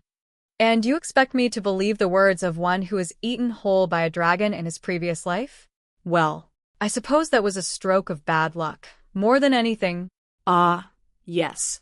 One more thing. This mouse over here, will you not be giving him a name? Lorraine asked, pointing at the familiar mouse on my shoulder. While I was surprised at myself for not having thought about it until now, I did agree with Lorraine. A name was needed for my familiar. I hadn't thought it necessary, due to my simply treating it as a pet monster of sorts, and didn't expect much from it. I couldn't imagine calling him a Poochie Surrey forever, as that was a most inconvenient thing. Now would be a good time to fix that problem. Well, he is black in color. We could call him Black. Lorraine's brow furrowed at my terrible naming sense. A little more effort would not hurt, Rent. Black. Really? Even if you say that. I've been pursuing my goal of becoming a mithril-class adventurer all my life. Therefore, I had no children, and naturally didn't have much of an opportunity to give names to anything. Come to think of it, I didn't raise any pets when I was younger either. You are hopeless, Rent. I will give him a name, then. Aha. How about Edel? Edel. I didn't have strong feelings for the name, nor anything against it. But I was certainly curious about the origins of such a word. Where did such a name come from? Well, from what you told me, that mouse of yours lords over smaller Puchisuri, yes? Much like a king of sorts, hence, Edel. It means noble one in an older, lost tongue. Noble one. Personally, I felt my familiar was more of a mob boss than a noble, an intimidating dictator than a pious king. Catching wind of my thoughts, my familiar gave my shoulder a thump with his foot, as if disagreeing with my analysis of his character. Was I wrong? I wasn't, but that was an argument best left for another time. Lorraine continued. I do have other suggestions, considering how large he is. The fat and rotund Mopple, or the gluttonous Fressa, and other ancient terms. What do you think? I stood, thinking about Lorraine's suggestion for a few moments. My familiar was quite the glutton, having finished the small portion of Lorraine's blood stew I had offered him in mere moments. So fast was the mouse that we could hardly keep up with his actions, and I suppose that left quite an impression on Lorraine. I didn't think fondly of either of those names, and my familiar seemed to prefer Lorraine's first suggestion, strongly projecting that thought to me in response. Perhaps it was a quirk of this particular familiar, but I felt the mouse on my shoulder had too much a will of his own. Maybe I should just call him Mopple and be done with it. That, however, would be the gesture of a petty man. Though I was no longer a man at this point, at least not a living one. Let's go with Edel. The others he does not seem fond of. Is that so? Lorraine seemed a little disappointed at my words. Both Mopple and Fressa are great names, are they not? Yes. It would seem like Lorraine had taken quite the liking to Mopple and Fressa. In any case, the man, well, the mouse, himself, says that Edel is good. We should respect his wishes. Ah, yes. That mental link between you and the mouse. You mentioned that earlier. Well, if he prefers it, then Edel it is. It is a pity, but I will not insist. From this day on you are Edel, and I am the person who named you. Don't you forget, Lorraine exclaimed, patting Edel on the head. With that, we said our goodbyes to Lorraine, turning and finally walking out of her home. Hey, we're here, the coachman said, before stopping the carriage and horses and allowing me to disembark. Edel, for his part, was calmly perched on my shoulder. Alighting, I looked out into the distance near the vicinity of the swamp in question. From here on out and down that path as the swamp of Tarask, you'll be all right? It's not a place for solo ventures, the coachman warned, worry apparent in his voice. He was right, of course. This wasn't a place I would have thought of wandering around in while I still lived. Even if I was forced to enter such a dangerous area, I would simply enlist the help of others and form a last-minute party of sorts, forgoing my solo philosophy in the name of safety. This time, though, I had no such options. There were several reasons for this, but now is not the time to be reminiscing. I have No intentions. of fighting the Tarask, just a little in and Out. trip, so do not Worry. About me. The coachman didn't seem convinced. If anything, he seemed even more concerned. With a shrug and an exasperated sigh, the man continued. You ventures all like that. Well, you're responsible for your own life, but don't do anything reckless. Why here? If the situation turns sour, why should run back here immediately? Kind words, but rare ones as well. Individuals like him weren't usually so overly concerned about their passengers. Curious, I asked after the man. You know of recent goings on, yeah? What with new ventures goin' missin' in the labyrinths and all that. Saw a lonely thing. You know, the folks I met yesterday, suddenly gone. So, maybe I'm getting a little emotional. Anyway, do your best. I'll return in the evening. I pray you're here then, since I can't approach the swamp any closer'n I already have. Well, I'll be going now. The coachman raised his whip, spurring his horses forward. Soon he was just a speck in the distance. Adventurers that challenged the swamp of Tarask were few and far between. Horse carriages stopped at this pickup point twice a day, once in the day and once in the evening. Should an adventurer miss the carriage, he or she would have to spend the night in the wilderness. I made a mental note to be aware of the time, lest the same happen to me. With that, I headed down the path, following the advice of the kind coachman. The swamp of Tarask, northwest of Malt, it took a few hours to reach by horse carriage. As its name suggested, it was a swampy, dreary area. To be precise, the swamp had some other official name assigned to it by geographers a long time ago. That name, however, had been forgotten, with society at large referring to it as the Swamp of Tarask instead. This was presumably done in honor of the strong monsters that lived there. Tarasks were a subspecies of dragon, or a distant relative. Armed with a turtle-like shell and 3 pairs of legs, it also sported a potent poison, making it a truly fearsome beast. While its armored shell, scales, and poison veins served as incredibly useful materials for weapons and armor, one had to be a silver-class adventurer or above to even stand a chance against it. However, even an adventurer of such a rank would find themselves hard-pressed to hunt when surrounded by a few of the beasts.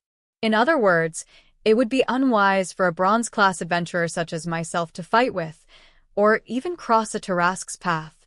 Of course, merely running into one wouldn't kill me, though it would still put me in quite a pickle. This was why I had a principle of exploring carefully. Instead of desperately fending off a Tarask, it would be best not to encounter one at all. To make things worse, a wide variety of monsters called the swamp their home as well, so it would be foolish to not take precautions against them. 2. This, along with a few other unpleasant factors, made swamp exploration a most taxing affair. To think I'm doing all this for just 1 bronze coin. Even so, it was only right for an adventurer to be charitable from time to time. If I went about my hunt in a prudent manner, I might even be able to gather some rare materials from the monsters here, or at least some medicinal plants that could fetch a fair sum of coin. It was obvious to see this wasn't a place an adventurer would willingly visit. This meant there was always a demand for rare materials that could only be found here. Even if I really did end up in a bad spot, all I had to do was escape, not necessarily a skill I could brag about, but escaping was a more attractive prospect than dying a second time. In fact, I was now able to employ a mobile distraction. Edel bristled at the thought. My familiar apparently wasn't too keen on the dangerous jobs I had in mind for him. Are you not my familiar, Edel? Should you not be risking your life for your master? Or so I thought would be the case, but Edel didn't seem very loyal to me. I suppose that's just the way it is.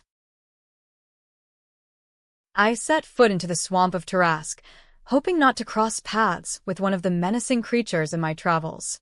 If I had to describe the various dangers that filled the swamp of Tarask, I would definitely have to talk about the Tarasks themselves. Not to say there weren't a multitude of other dangers, though. There were many lakes and ponds in the swamp that were extremely poisonous, as were the jets of air that occasionally erupted from them. Even walking around in the swamp in and of itself was a dangerous thing. To adequately conquer the swamp, one would first require a means of breathing in such a hostile environment, in addition to neutralizing the poison in the air. A poison-resistant magical tool would fulfill this purpose, as would the continued usage of divinity to purify the air around the adventurer. One would also need protective gear and attire to safely traverse the poisonous terrain. To make things worse, such an intensely poisonous environment had profound impacts on its inhabitants, most notably the monsters that lived in the swamps. There, slimes had evolved into poison slimes, goblins held poison-coated weapons, and the sea snakes swimming in these murky waters were armed with deadly poisons in their bodies. Taking all those factors into account, one realizes the treachery of the swamp. One does not simply walk into the swamp of Tarask.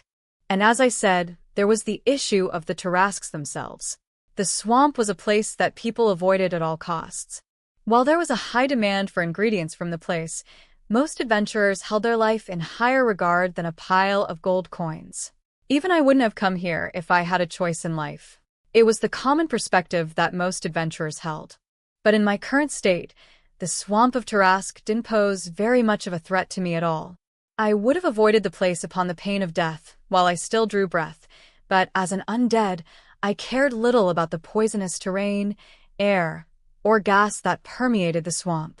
Due to my newfound poison-resistant nature, as verified by Lorraine's experiments, I could safely disregard 80% of the swamp's dangers. Even poisons from monsters had no effect on me. To me, the inhabitants of the swamp were quite unchanged from their normal brethren. Hypothetically, should a dangerous poison affect me, I would be able to easily cleanse it with my divinity. As such, I could safely write off poison from the list of environmental threats I had to deal with. Even Edel, who was still resting upon my shoulder, had some degree of resistance to poison. While we didn't have much of a chance to experiment and verify this, I suppose it would only be natural that my familiar inherited some of my traits. Since Edel lived in a basement to begin with, he should be used to dirty air to some degree. I did purify him with divinity before bringing him back to Lorraine's, however. Even if I did fall into a pool of poison, my divine aura would cleanse us both, allowing us to board the carriage in a relatively clean state. I put another foot forward, venturing deeper into the swamp. The terrain of the swamp of Tarask was most unfavorable. More than half of the ground was soft and unstable, not exactly the best conditions for combat. There were also the issues of sinkholes and pitfall traps in which one would need to be relatively agile to escape such deathly maws. In addition, I drew my blade swiftly, jumping backward and slicing an incoming arrow in half. Am I flanked? Squeak. Edel quickly informed me of the position the arrow came from via our mental link. Turning quickly, I spotted a bow-wielding goblin staring in our general direction. The goblin seemed to show no interest in approaching us. Instead, another arrow flew at us from a different direction. Slicing the arrow in two once more, I turned and, as expected, found another goblin. A quick scan of the surroundings confirmed my fears. We were surrounded by goblins. There were about 10 of them in all. I couldn't help but wonder where they had appeared from. With my sword drawn, I did yet another quick visual sweep of the area. A distinct scraping sound filled the air sounds from beneath my feet. Burrows, perhaps, or a series of warrens and caves present in the area. I wondered how these goblins could breathe in the swamp muck. My question was answered with a more detailed glance at the bow-wielding goblin, holding a long, narrow, stick-like object in its teeth. A straw of some sort for breathing as they swam in the swamp. The swampy terrain also worked in the goblin's favor. Even if I was alert, it was impossible to immediately notice something hidden in the surrounding bushes. Cursing at myself for being distracted as I trekked through the swamp, I began formulating a battle plan. I could not be defeated here. Their long-range attacks were annoying, and the goblins still showed no signs or intents of approaching me. A strategically sound choice, given the fact that they were faced with one such as myself. I suppose the goblins felt some degree of caution was necessary. If they carelessly approached me, I would swat them aside with ease. I infused my legs with spirit, allowing myself to step on the swampy ground without sinking. In a motion that was all but too familiar, I readied my blade, rushing toward the goblin archers. While I was moving at a pace that was significantly slower than what I was capable of on solid ground, I was still several times more agile than these muck-dwelling goblins. Panicking at my rapid advance, the goblins lowered their weapons, turning and attempting to escape. Goblins were known for their cowardly nature, though I wasn't too different a short while ago. A rapid escape was a sound choice if one couldn't win. This much was never in doubt. Death was the great equalizer, the proverbial end for both humans and monsters. I suppose I was an exception. In any case, I had no intention of letting the goblins escape. Not all goblins were necessarily evil or malicious. Some goblins were known for being peaceful and cooperative, while in other parts of these lands, such goblins were seen as a sort of beast men, and were able to live without fear of persecution. The goblins here, however, sought to prey on adventurers exploring the swamp. I didn't feel like they were benevolent goblins in any shape or form. Of course, they did live in this swamp and probably had varying views on humans in general. Even so, dying wasn't exactly in my interests, and should I let them go, they would definitely attack other adventurers. Given that they had chosen to interact with humans in a hostile way, mutual bloodshed was unavoidable. This was why I brought my blade down upon them without hesitation as soon as I caught up with one of them. They seemed notably stronger than the goblins in the labyrinth of the moon's reflection. I suppose this was a given due to their ability to live in these poisonous environs and their ability to hide in the swamp's waters. But that was really all there was to it. While the goblins were intelligent enough to use the terrain to their advantage and shoot arrows at unsuspecting adventurers, they didn't seem to have many close combat capabilities. With a single swing, a goblin fell face down in the muck. The next soon followed, and the one after it. Before long, all 10 goblins were dead, sprawled out on the mud. Confirming there were no more immediate threats in the vicinity, I made my rounds, collecting magic crystals from the goblins' corpses. The crystals were mediocre in quality at best, but at the very least, would be worth some amount of coin. Since there were no known uses for a goblin skin, I simply made a large incision with my dissection knife, prying out the magic crystals from next to the creatures' hearts. I would leave their corpses here as fertilizer for the swamp's flora. Then, it occurred to me that Edel did little to no work at all in this encounter, other than telling me where the first arrow had been shot from. Does this mouse even think of itself as my familiar? I instructed Edel to earn his keep in our next battle. Edel just told me that he would work should there be a need to. Does this mouse even think of me as its master? I couldn't help but wonder. While the swamp wasn't a place most people would voluntarily enter, one couldn't deny there was a wide variety of flora and fauna there, all of which could be harvested and utilized as ingredients or materials. For this reason, certain elements of infrastructure to facilitate this process were in place. For example, bridges and the like were often found over large bodies of water. This much was necessary for a normal human being to explore the swamp, since no human with my degree of poison resistance existed in these lands. And given that no sane person would try swimming across a large body of poisonous swamp water, bridges were a necessity in these parts. Even though I was immune to the poison's effects, I wasn't exactly interested in taking a dip if I had the choice. Basically, I would gladly cross a bridge should I come across one. And yet there was still one problem. Creak, creak. A sound I did not wish to hear. Not here, of all places. The material of a bridge differed depending on where it was built, and this specific bridge was made of wood. Ease of construction was the main factor when choosing materials for a bridge. However, one would be hard-pressed to find enough materials to build a metal bridge in a swamp. In fact, such a feat would only be possible if multiple adventurers were hired. These adventurers would also have to work on the project for a long period of time. This was why a wooden bridge hung here instead. Naturally, the wood used for this bridge came from a type of poison-tolerant tree that grew in the vicinity.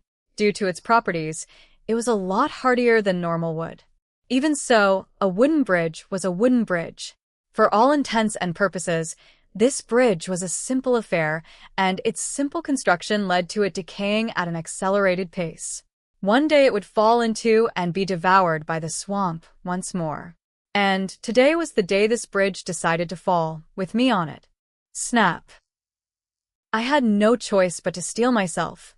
Even so, I wasn't quite steeled enough, so I attempted to run off the bridge, putting considerable weight in my steps. If I had calmly thought about the situation at hand, I surely would have chosen a different course of action. Unable to withstand my weight, a rotting plank gave way. Now, thralls had significantly more physical strength than the average human. Thus, my careless stomping had brought about an all too predictable outcome. My foot, now firmly driven through the plank, caused the already weak bridge to deform, with me dropping dangerously close to the surface of the swamp. Edel, for his part, had already jumped off my shoulder, clambering up the strained bridge and onto the safety of the opposite shore. You traitorous mouse, you. Edel's actions had merit, for I didn't know exactly how resistant to poison he was. The possibility that such a fall would be fatal for Edel couldn't be discounted, so I forgave my familiar for now. The bridge, finally giving way, plunged into the depths of the swamp, taking me with it. I didn't feel any pain or shortness of breath. I suppose the undead did not need to breathe very much, if at all. This was news to me, if only because I had water-stepping boots during my excursion to Todd's village. If I could swim in the first place, I probably didn't need such an expensive magical tool. But I guess I would have appeared suspicious to Ryantis and Emiris. That was all in the past, however. That said, I did breathe when on land. I would have appeared strange if I didn't. Humans did this unconsciously, though in comparison, my ability to not breathe while submerged in a poisonous swamp was indeed convenient. Although I looked unsavory and strange, I probably wouldn't mind having such a body for the rest of my life. Needless to say, I would be single for my entire life, but I would still have my dream of becoming a mithril-class adventurer to keep me company. Well, I hadn't intended to get married to begin with, so that was neither here nor there. The fact that I occasionally had such thoughts, however, probably meant that I hadn't given up on the notion of doing so. Bringing my mind back to the current situation, I realized that the poisonous waters of the swamp seemed impossible for most living things to live in. This was because most living things would instantly turn purple if submerged in the swamp, then die in the next 5 minutes or so. But the sight that greeted me as I sank into the swamp's waters was quite different. I couldn't call it a beautiful or scenic sight, but there were living things in the depths. Fish-like monsters, each about the size of a man, headed toward me with their jaws wide open. There were more than just a few of these fish, as I could count about 10 in my immediate vicinity. I probably wouldn't die if nibbled on by these monsters, and I even wondered if I was edible to begin with. As long as I endured it, these monsters would probably leave me alone after some time. What little parts of me that did remain human, however, seemed revolted at the prospect of being eaten by these monsters. Drawing my sword from its sheath, I readied myself in a combative stance as I faced the approaching fish abominations. Fortunately, my feet were now on solid ground, and I was able to fight. The plank that I had unfortunately stepped through was still stuck to of my feet, but I planted it firmly upon the ground in response. I could swim freely if I simply cut the plank free, but I instead decided to remain in place, striking out at the attacking fish. Immediately, A large fish rushed toward me, its jaws wide open. Holding my ground, I brought my blade down on its head, neatly severing it from its body.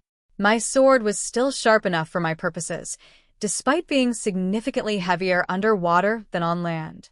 While its current performance couldn't compare to what it was capable of on dry ground, the infusion of some spirit into the blade was more than enough to behead a giant fish. Even so, I found it somewhat difficult to defend against 4 or 5 of the beasts at once. It was difficult for me to be aware of all directions, if only because I remained standing in place. My movements in the water were also considerably sluggish. The fish, on the other hand, had evolved to move through water quickly. I should have thought more about the predicament at hand. The fish didn't care about my regrets or bad decisions. Approaching me from all angles, they instead clamped their jaws down onto my body. Swinging my sword in a broad horizontal arc, I managed to dispose of 3 of them approaching me from the front, only for 2 others to attack me from behind, sinking their teeth into my skin. In response, I thrashed about, swinging my sword wildly. My actions, however, had little effect. I felt a renewed sense of peril. If I didn't act quickly, I would be in danger of losing my foot. I was in a situation where my life was in jeopardy, so I should feel threatened. It wasn't my skills that lulled me into a false sense of security, but this ridiculously sturdy, undead body of mine.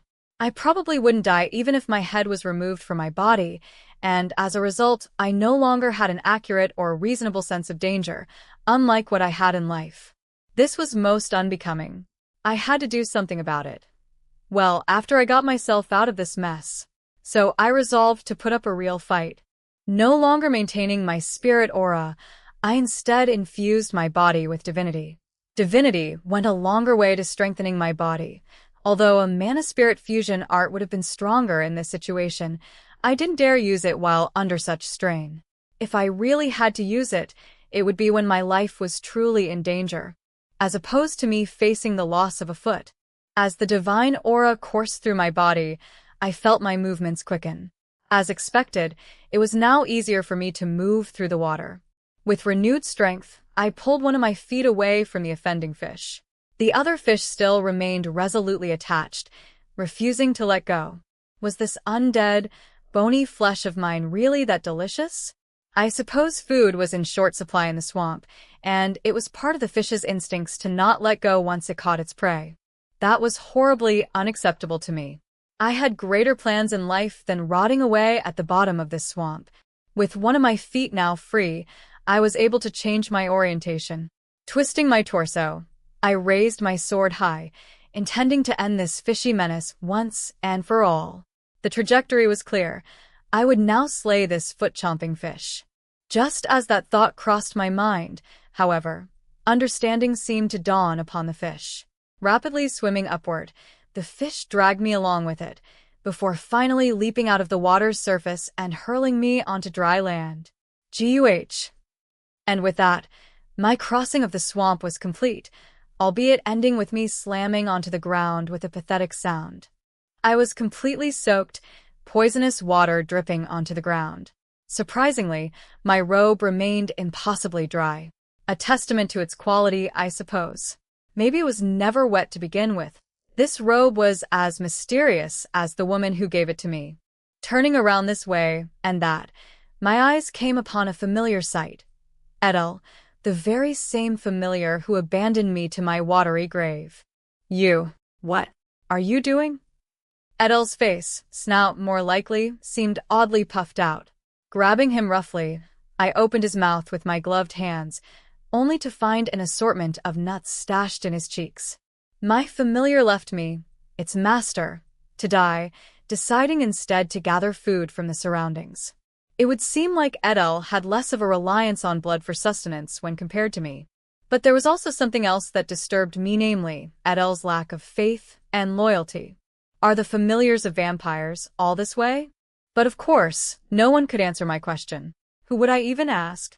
Perhaps expectations existed to be betrayed.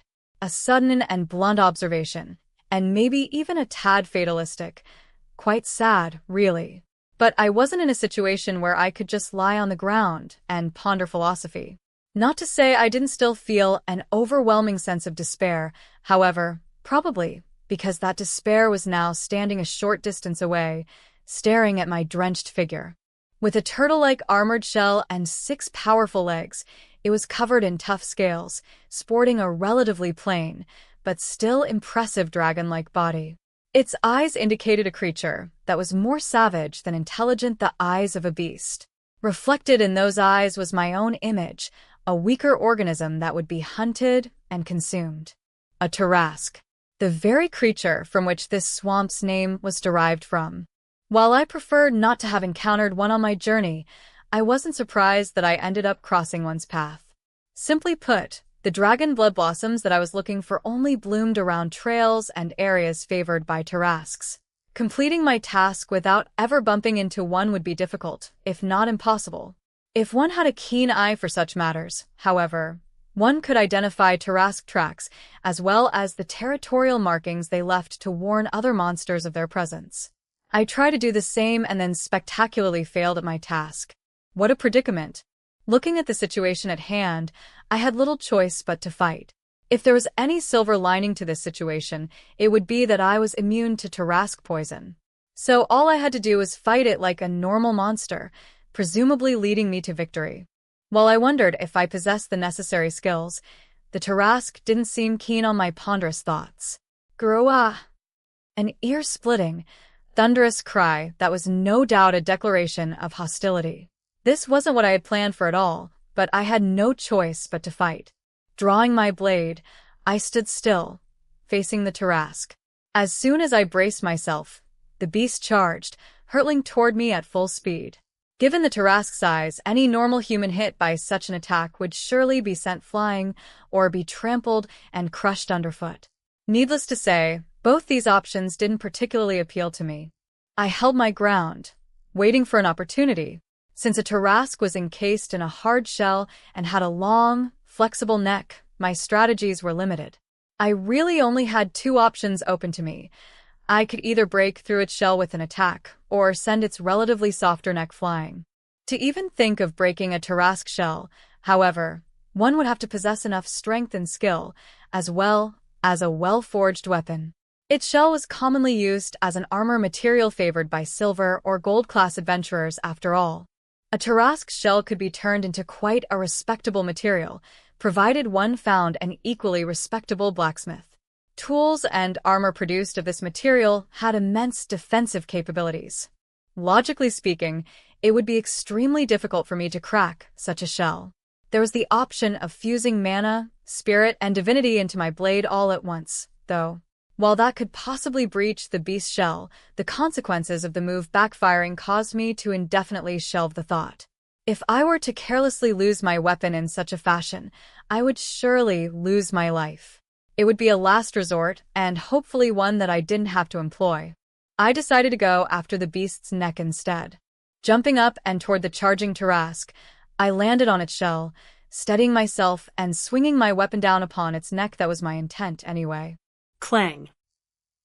With a sound similar to that of clashing steel, my blade bounced off the Tarrasque's skin harmlessly.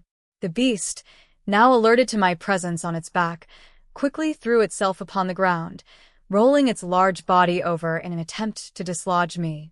Gatung. With a low, rumbling sound, the Tarrasque continued rolling, sweeping up the swamp around it as it went. Kicking up a cloud of poisonous gases and flying mud, the Tarrasque retreated behind this smokescreen, as if to obscure my vision. An intimidating attack, one that would fell a normal person. Unfortunately for the beast, I cared little about poisons. It was an attack that was both defensive and offensive at the same time. Quite the treacherous beast. Poisonous mud was nothing more than mud to me, however. In addition, I possessed eyesight superior to that of a normal human's. While the beast's efforts did impede my vision slightly, I could still make out its shape beyond the settling mud and gas. A curious and convenient ability, and one that I hadn't used so consciously before. Deciding that I could trust my enhanced senses of perception, I leapt through the rain of mud and swamp water, making a beeline for the Tarrasque. The beast, on the other hand, still maintained a low profile, having slammed its shell into the soft, swampy ground to deter my advance. While the tremors were impressive, the Tarrasque was now in a disadvantageous position, as its neck was now much closer to the ground. That was an opportunity one would greatly exploit. As long as I struck at the right moment, I would surely be able to behead this beast. I suppose this would be as good a time as any other to enhance the sharpness of my sword, and I had just the technique in mind for this very purpose. I began infusing 2 auras into my blade, the auras of mana and spirit. It was time to put my technique to the test, a mana-spirit fusion art. If I couldn't cut through its shell, all I had to do was crush its organs from the inside, and that would be it. Of course, true practitioners of the fusion arts would be able to focus both these auras into the edge of their weapon, increasing its sharpness by an almost astronomical degree. I, on the other hand, was currently incapable of such a feat. I would instead rely on my brute strength and blow through the beast. I steeled myself, expanding my spirit aura from my blade to my entire body. Propelled by an intense concentration of spirit, I found myself beside the Tarrasque's neck before I knew it. The beast continued to struggle, and I had no intention of waiting for it to right itself. With a swift motion, I swung my sword down on its neck. A thunderous crack filled the air as steel met scale. As the aftermath of my attack resounded through the air, it was accompanied by a small shower of broken scales, apparently having been freed by my blow. Did I slay it, I thought, momentarily stopping. Unfortunately, a Tarrasque wasn't a weak monster by any means. Before I could react, a series of sharp claws flew toward me, intending to crush me right on the spot, robes and all. Dodging the blow with a panicked step, I reoriented myself, intending to strike at its wound once more. Instead, I discovered that the Tarrasque had raised its neck up high. Looks like the beast has finally righted itself. All that trashing and rolling couldn't have been good for me had I still remained a human, but the beast's currently raised neck wasn't good news either. A human wouldn't be able to fight a Tarrasque to begin with, but now wasn't the time for idle thought.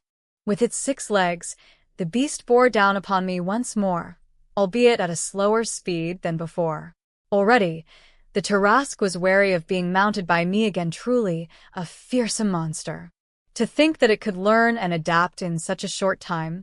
It was a savage beast that largely lived and died by its instincts and senses, but one would almost think it was in possession of a somewhat logical mind. Personally speaking, I would much rather prefer a stupid, brutish Tarrasque. I supposed nothing could be done about the intelligence of my foe. I had to think of a new strategy. While climbing onto its back and striking at its wounded neck was the best way to end this fight, my opponent seemed aware of this fact, and it was now visibly more cautious. What should I? Edel, the familiar mouse on my shoulder, was missing. Where did he go? Looking around, it didn't take me long to spot Edel's silhouette, running at breakneck speed in the midst of the Tarrasque's feet. It was a dangerous approach, one wrong step, and my familiar would be crushed. But Edel weaved and danced through the monster's legs, avoiding its frenzied stomps and neatly landing on its back. You're pretty good, little mouse. For the first time since I had set foot in the swamp, I felt grateful for Edel's existence.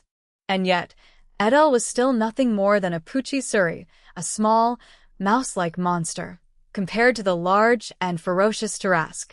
Just as this thought entered my mind, what? Almost falling over, I caught myself. It was like all the strength in my body just left it all at once. Then, Edel's body started glowing. What is happening? I could sense Edel's intents. He had a plan, and all I could do now was watch. I stared at the scene unfolding before me, of Edel and the Tarrasque. Now shrouded in what appeared to be a veil of light, Edel ran up the Tarrasque's neck, propelling and slamming his body into the exposed wound left by my previous swing. Edel was large for his kind, but he was still a Pucci-Suri. His valiant attack couldn't possibly leave much of a mark on the Tarrasque. Contrary to my expectations, however, the beast began trashing, evidently in great pain. Gruarag.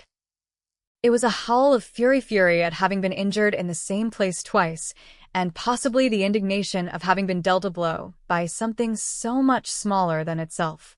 While only the Tarrasque would know which of these was more frustrating, the force and resultant impact of Edel's attack couldn't be denied. Twitching and struggling, the Tarrasque suddenly rippled its neck like a scaled whip. It swept across its back in a wide, horizontal arc at a speed I didn't think possible for an injured monster. It would seem like Edel shared my thoughts as the sheer speed of the blow caught him unawares. My familiar was soon sent flying, the victim of a suitably violent impact. Running in the trajectory of his flight, I leapt, catching him before he hit the ground. "Are you all right?" Edel, however, insisted he was fine, and I should do more than just running around catching flying mice. "You terribly cheeky thing." I suppose I should appreciate his vigor. I began healing his wounds with divinity, but he didn't seem to have any injuries. Come to think of it, I was drained of a significant amount of power just now, not mana or spirit, but divinity. It would appear Edel utilized the divinity he drained from me for both offensive and healing purposes. I did not recall giving him permission, but here he went again, doing it anyway. I suppose that was just how familiars were. Do all of them simply demand and claim power from their masters as and when they feel like it? Why does our relationship feel so inversed? My thoughts were quickly interrupted by a series of overwhelming roars. Gruar. Gerg. Gerg. The Tarrasque's pained cries jolted me back to reality. It would seem like the beast had been running in circles all this time, the weight of its large body working against it. It possessed fearsome speed when charging straight in one direction, though it didn't seem to handle turning very well. If there was a chance for escape, it would be now. Despite being some distance apart, I couldn't guarantee that an escape would be useful or prudent. The battle could evolve into a stalling game, with both sides waiting to see if the opponent would run out of stamina first. Or perhaps I could stall for time and heal myself, though Edel needed no such rest. In any case, Edel's attack on the Tarrasque seemed to have left quite the mark. The beast could no longer move its neck as freely as before. Slowly approaching it, my attention was drawn to a plume of smoke rising from the Tarrasque's open wound. Did Edel have the capability to launch fireballs? I didn't recall seeing such a thing. No, this phenomenon was unmistakably caused by his body slam. Is it some special ability of his? No. That didn't seem to be the case either. Although he glowed, that glow was brought about by my divine aura, so the Tarrasque was reacting in this fashion after it had been struck with a divine attack. Quite the hint, little mouse. I guess a Tarrasque was more vulnerable to divinity, as opposed to spirit or mana. If only I used my divine aura from the very start. The hints had been in place long before I set foot in this swamp. Due to the habitat of the Tarrasque, they hated holy water, so most adventurers in these swamps carried some as a ward. It was said that dousing oneself in holy water could make even the most ferocious Tarrasques wary. To tell the truth, I wanted to do the same and had purchased some holy water for myself, but this was the unfortunate result. This was no fault of the water itself, and all things considered, I probably ended up purchasing fake holy water by accident. I spent a fair amount of coin on the preparations for this trip and ended up skimping on certain supplies. For instance, I had purchased this holy water from a somewhat suspicious roadside store, not exactly the wisest choice. Holy water could only be obtained from churches, and it fetched a high price. I didn't really want to set foot inside a church, at least not with my body being what it was. This was why I purchased this relatively cheaper bottle of holy water from a roadside merchant. I suppose one gets what one pays for. A lesson well learned. Although I wanted to make a supply of holy water for my own personal use, the methods involved in its creation were closely guarded by the church. My attempts at creating holy water were unsuccessful, as any aura injected into the water would only hold for a few seconds, before once again becoming normal drinking water. After several tries, I gave up. I suppose it was impossible to create without some sort of special method. Crack. A deafening crack snapped me back to attention. A nearby tree had been uprooted and tossed through the air. The Tarrasque's neck remained wounded, but its body still functioned normally, and the beast was once again hot on our trail. This time, it was spewing forth clouds of poison. Not that this concerned me. Edel, who was once again on my shoulder, didn't pay it much heed, either. To us, it was nothing more than a warm, purple cloud. In fact, its poison breathing opened itself up to attack. I felt sorry for the environment around us, but I wasted no time diving into the cloud, quickly emerging on the other side. I was now close to the Tarrasque, bit too close for comfort, judging by its panicked attempts at retreat. It wasn't too difficult for me to understand how it felt. I suppose I was the first poison-immune being it ever came across in its life. At the very least, a human being would require some sort of magical tool that completely nullified all sorts of poisons. But I had my thrall constitution to thank. Regardless, I should finish the job. Unlike my previous half-hearted blow, I would now go in for the killing blow. I focused my divine aura, wrapping it around my sword. Reacting with the poisoned air around it, my weapon glowed a faint gold blue, the purple haze surrounding me receding rapidly. With my surrounding visibility improved, I saw a clear path toward the Tarrasque's neck.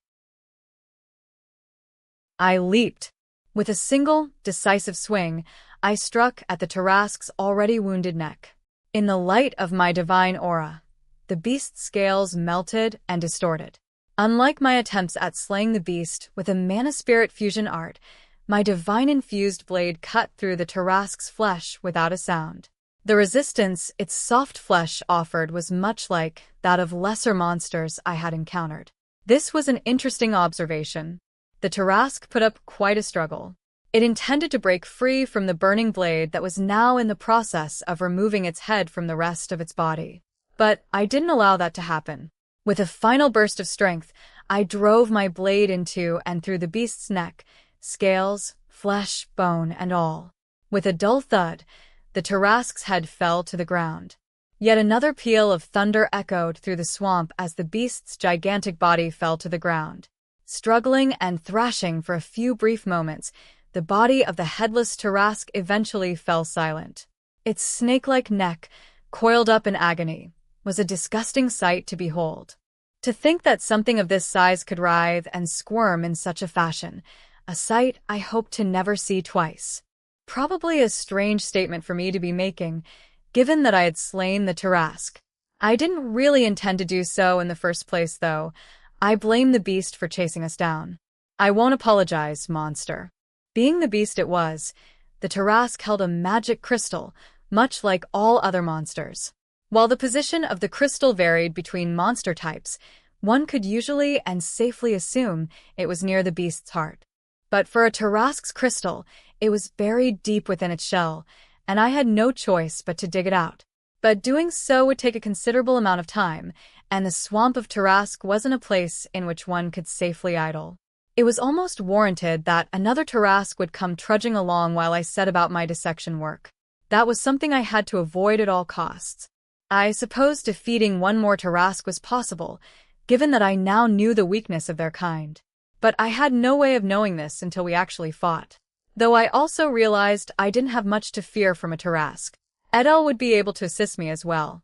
The only problem in all this was the amount of strength I had left in me.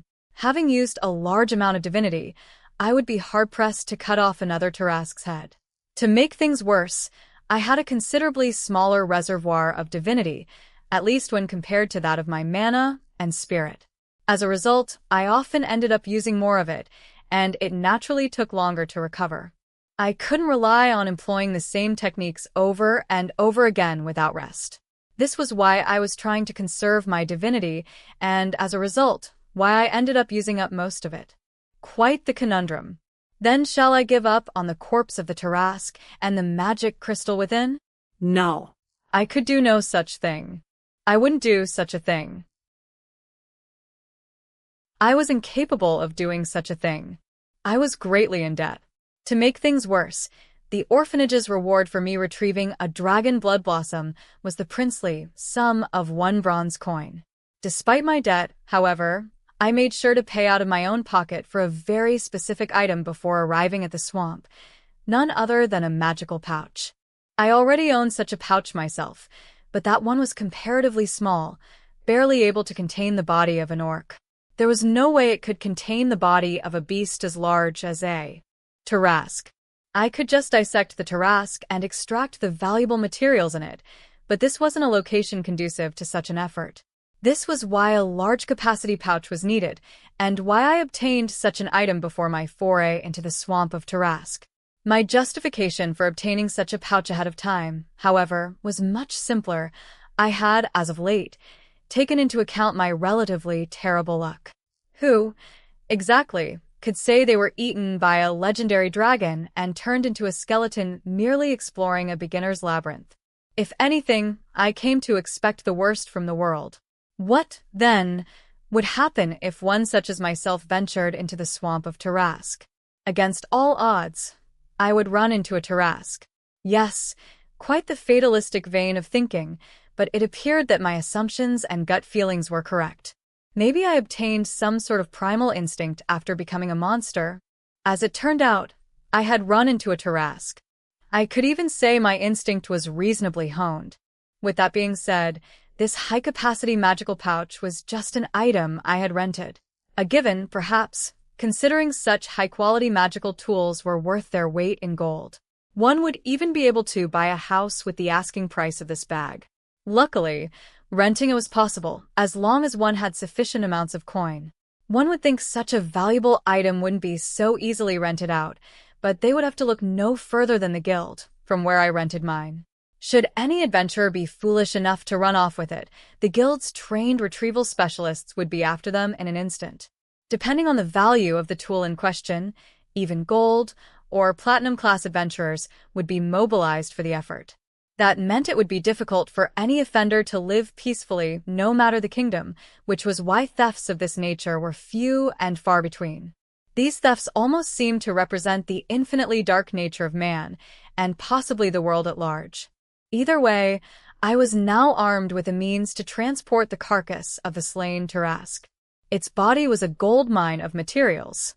Even if I excluded the proceeds from selling its magic crystal, the scales and shell of a Tarask on their own were worth enough coins to fish me out of debt. The overall proceeds from this carcass alone would be enough for me to turn a profit, and that's taking into account the costs of this expedition. To think I would be able to freely spend once more, and that I managed to do so with the spoils from a single battle. This was one of the many reasons as to why I couldn't stop adventuring. This was my first time experiencing such a grand windfall over the span of the last decade, most of which I had spent adventuring. Although I harvested a large magical crystal from the giant monster I had slain a while ago, the situation at the time meant I didn't profit from the event at all. This time it would be different. I opened the bag, kneeling down next to the Tarask's carcass. I didn't mean to say I would have to somehow fit the bag over this impossibly large carcass, for that was unnecessary. One only had to allow the magical bag enough time to attach itself to the object, and before long it would be transported effortlessly into its bottomless depths. Most convenient tools indeed. Even the severed head of the Tarask was valuable, so I dutifully allowed the bag to consume it as well. If memory served, its eyeballs, brain, and poison glands were of some value as well. Having finished my task, I took a quick stroll around the premises, mainly to verify if there were any other monsters in the immediate vicinity. As expected, there were a few goblins hiding in the bushes, hoping to scavenge for leftovers, I suppose. To them, the body of a Tarask contained many important crafting materials. One only had to observe a swamp goblin to discover they weren't picky about the materials they used. Anything was fair game, even shattered fragments of Tarask scales and shells. This was then weaved together in a haphazard fashion. A perfect opportunity to observe the swamp's ecosystem and the everlasting cycle of life and death that permeated its reaches. I, however, picked up a series of stones from the ground, hurling them with all my might at the goblins in question. While this may seem cruel, I was merely acting in self-defense, for the goblins had already started drawing their bows, pointing them in my general direction. The rocks, fanning out in a wide arc, caught one particularly unfortunate goblin between the eyes. Witnessing the sudden collapse of their compatriot, the other goblins promptly scattered. Not a single goblin stopped to help their fallen friend, and the unfortunate goblin remained shivering on the ground for some time before finally getting back up. Shaking its head rapidly, It limped after its companions in a panicked fashion. A heartwarming, or somewhat amusing, scene. I felt some stability return to my nerves, my psyche decidedly frayed after my encounter with the Tarrasque. Then, without warning, the fish monster who had thrown me out of the poison lake arose from the depths once more, snatching up several of the escaping goblins before disappearing again under the waves. The only surviving goblin was the one stunned by the rock I had tossed. Just the laws of the jungle. Thinking about it, I realized this was more or less the status quo in these lands. Apparently stunned by what just transpired before its eyes, the lone goblin stood, seemingly at a loss. Staring at its silhouette, I couldn't help but wonder if it felt a sense of despair. Would it feel pity for the loss of its friends, given that they had abandoned him to his fate mere moments ago? Such was the way of the world. I suppose I should move on. I still had a dragon blood blossom to find. Affirming there was now a fair amount of distance between myself and the lone goblin, who had at some point decided to retreat into the swamp, I returned to my search. Needless to say, I moved cautiously and slowly, not wanting to encounter another Tarrasque. Luckily, I didn't run into any more dangerous beasts, perhaps in part due to my cautious advance. Plus, the outcome of my battle affirmed that Tarrasques did indeed dislike holy water. Along that vein of thought, I suppose I could assume they disliked divinity in general and would avoid sources of it whenever possible. I shrouded myself in a faint divine aura, slowly advancing through the swamp once more. Having finally exited the Tarrasque's territory, I found myself in a truly breathtaking place and was momentarily lost for words. Given that the swamp of Tarrasque was filled with poisonous gas, water, plants, and monsters, one would assume it was an unbridled hellscape. A reasonable assumption, to say the least. After all, the only individuals who set foot in the swamp were fearless adventurers and those who weren't quite as right in the head. Townsfolk and other more mundane folk would hardly dream of approaching it in the first place. One would also assume that the very depths and heart of the swamp played host to the most dangerous of monsters and the most potent of poisons. While it was logical to think this way, what I saw before me defied that logic. Yes, this must be true beauty. I never imagined such a sight was possible, and within the swamp of Tarrasque of all places. It was undoubtedly a paradise. Before me was a beautiful pond, with waters so clear I could see the bedrock beneath. Crimson flowers ringed the waterside, with the occasional petal falling and floating on the water's surface. The flowers surrounded and bloomed around the pond, like an army of red, loyal soldiers protecting their queen from the swamp's other flora. Among the flowers were insects, birds, and even the occasional beast, all milling about in relative harmony. This was the last thing I expected to see at the end of a poisonous swamp. The reason for its existence was due to the flowers. These red flowers were the very same blossoms I had been looking for, dragon blood blossoms. These blossoms had the ability to purify and cleanse their environment, and it was these very flowers beneath my feet that were responsible for the purified bubble that I now stood in. Although the flora and fauna within this bubble seemed protected by the dragon blood blossoms, reality was much more cruel. While they could live and breathe freely within the protective bubble of the dragon blood blossoms, they would die within the hour if they had somehow been transported outside of it. A paradise, yes, but at the same time, an eternal prison. A variety of rare birds, insects, and beasts called this prison their home, and they were worth their weight in gold if transported out of the swamp. This process would be exceedingly difficult, given that one would have to transport the organism out from this bubble of clean air and into the poison of the swamp that surrounded it. Just transporting one creature was a tremendous undertaking, as one had to retain a relatively pure area of air around oneself at all times. Certain magical tools could achieve this, as well as some specific types of wind magic, when indefinitely maintained by a mage with high reserves of mana in their being. While one could expect a certain degree of recognition for such a feat, the effort involved often dwarfed the rewards. This was why the ecosystem of this fragile bubble had been largely maintained. If someone did manage to damage one of the few ecosystems in which dragon blood blossoms could thrive, they would surely come under fire from a multitude of groups and organizations. As long as one was careful with the way they harvested the flowers, there wouldn't be any lasting damage. Dragon blood blossoms possessed a particular zeal for life, and they would often regenerate any damaged portions relatively quickly. A testament to this was that said blossoms grew here, of all places, along with the fact that they had the ability to absorb poisons in the environment, converting it all into life energy.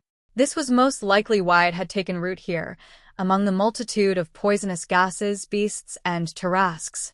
The carcass of a tarasque did give off tremendously poisonous gases while decomposing, and this was one of the many reasons why the swamp was so polluted.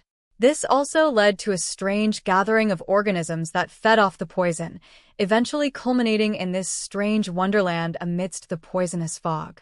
The tarasques truly were the pillar of the swamp ecosystem.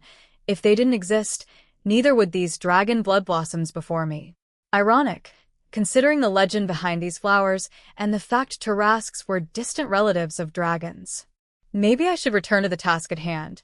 Lorraine would be far more suited than I when it came to explaining such concepts. Now, to fulfill the details of the request. I put one foot forward, stepping into a crimson garden. I briskly walked through the flowers. Brutish, but such damage was well within the regenerative means of these blossoms. According to a tome I once chanced upon, a dragon blood blossom would recover in a day, even if violently crushed underfoot. This was a necessary measure, if only to rid my boots of the poisonous mud that clung to them. The gathering of the blossoms was easy, as one only had to dig up the entire plant, roots and all. Even though one could cut and retrieve only the stem, such a method would result in the loss of some fluid. This would essentially defeat the purpose of my current excursion. Given the troublesome nature of this entire affair, one would wonder if it was possible to just transplant some of these flowers in a safe location, periodically feeding them with concentrated tarasque poison. It had been attempted before, but such flowers hardly turned red, and they couldn't be used to produce dragonflower blood. Instead, beautiful white flowers would bloom, albeit without any healing or medicinal properties. Known as white dragon blossoms, these flowers were purely ornamental, and they didn't have any other known use. But I suppose that was just how things were. Kneeling down, I dug out a fair amount of earth, pulling out a bunch of flowers with their roots and all. Wrapping the extracted dirt in some cloth, I opened the magic bag once more, gently placing the flowers within its depths. I could have picked only the one flower, but several thousand of the plants bloomed here, and a few absence would hardly be felt. This patch of earth would probably be overgrown with dragon blood blossoms again in a little under a week. Having come this far, I already had plans for the spare flowers, where some would make their way to the florist and some others, to the apothecary. In life, I once thought of the benefits of owning such a medicine, and this sentiment was shared by my fellow adventurers. I would, of course, sell these at a suitably high price. Young couples who wished to propose to each other in particularly romantic ways could take a trip to the florist, while those who needed special medication could purchase some from Malt's apothecary. Even so, I wasn't too greedy, taking care to only harvest about 10 stalks. This was more than enough, and once again I couldn't help but feel indebted to this high-capacity magical bag. Come to think of it, this was the first time I had managed to gather dragon blood blossoms with my own hands. Given that there was no way I could have possibly gathered these flowers in life, I felt a little happy at the accomplishment. Ouch. I felt a pinprick of pain run up my finger while digging through the ground, but if memory served correctly, dragon blood blossoms didn't have thorns. Curious, I examined a nearby flower closely, only to find that a numbing sensation ran through my finger when I touched a petal. Some sort of self-defense mechanism, I surmised. It was only natural, given how it survived in such an environment. Having finished my harvest, I stood up, dusting myself off. All that was left now was to return to the pickup point, return to Malt, and hand a flower to Alize. Her herbalist friend would visit, and then my job would be done. I began making my way back to the entrance of the path, only to be greeted with a silhouette in the distance. An enemy? No, not quite. It didn't seem like a goblin, and there were no other humanoid monsters in the swamp of Tarasque. An adventurer of sorts, I suppose. Even so, I had to be cautious. Under certain circumstances, Adventurers could very well draw their blades on each other. While adventure cards were easily found in the confines of the labyrinth, fighting in a place like the swamp of Tarask could very well result in the evidence of one's demise sinking into the poisonous depths. More than enough of a reason to be cautious, so I drew my blade once more, steadying my stance as I waited, until I was able to see the whites of their eyes.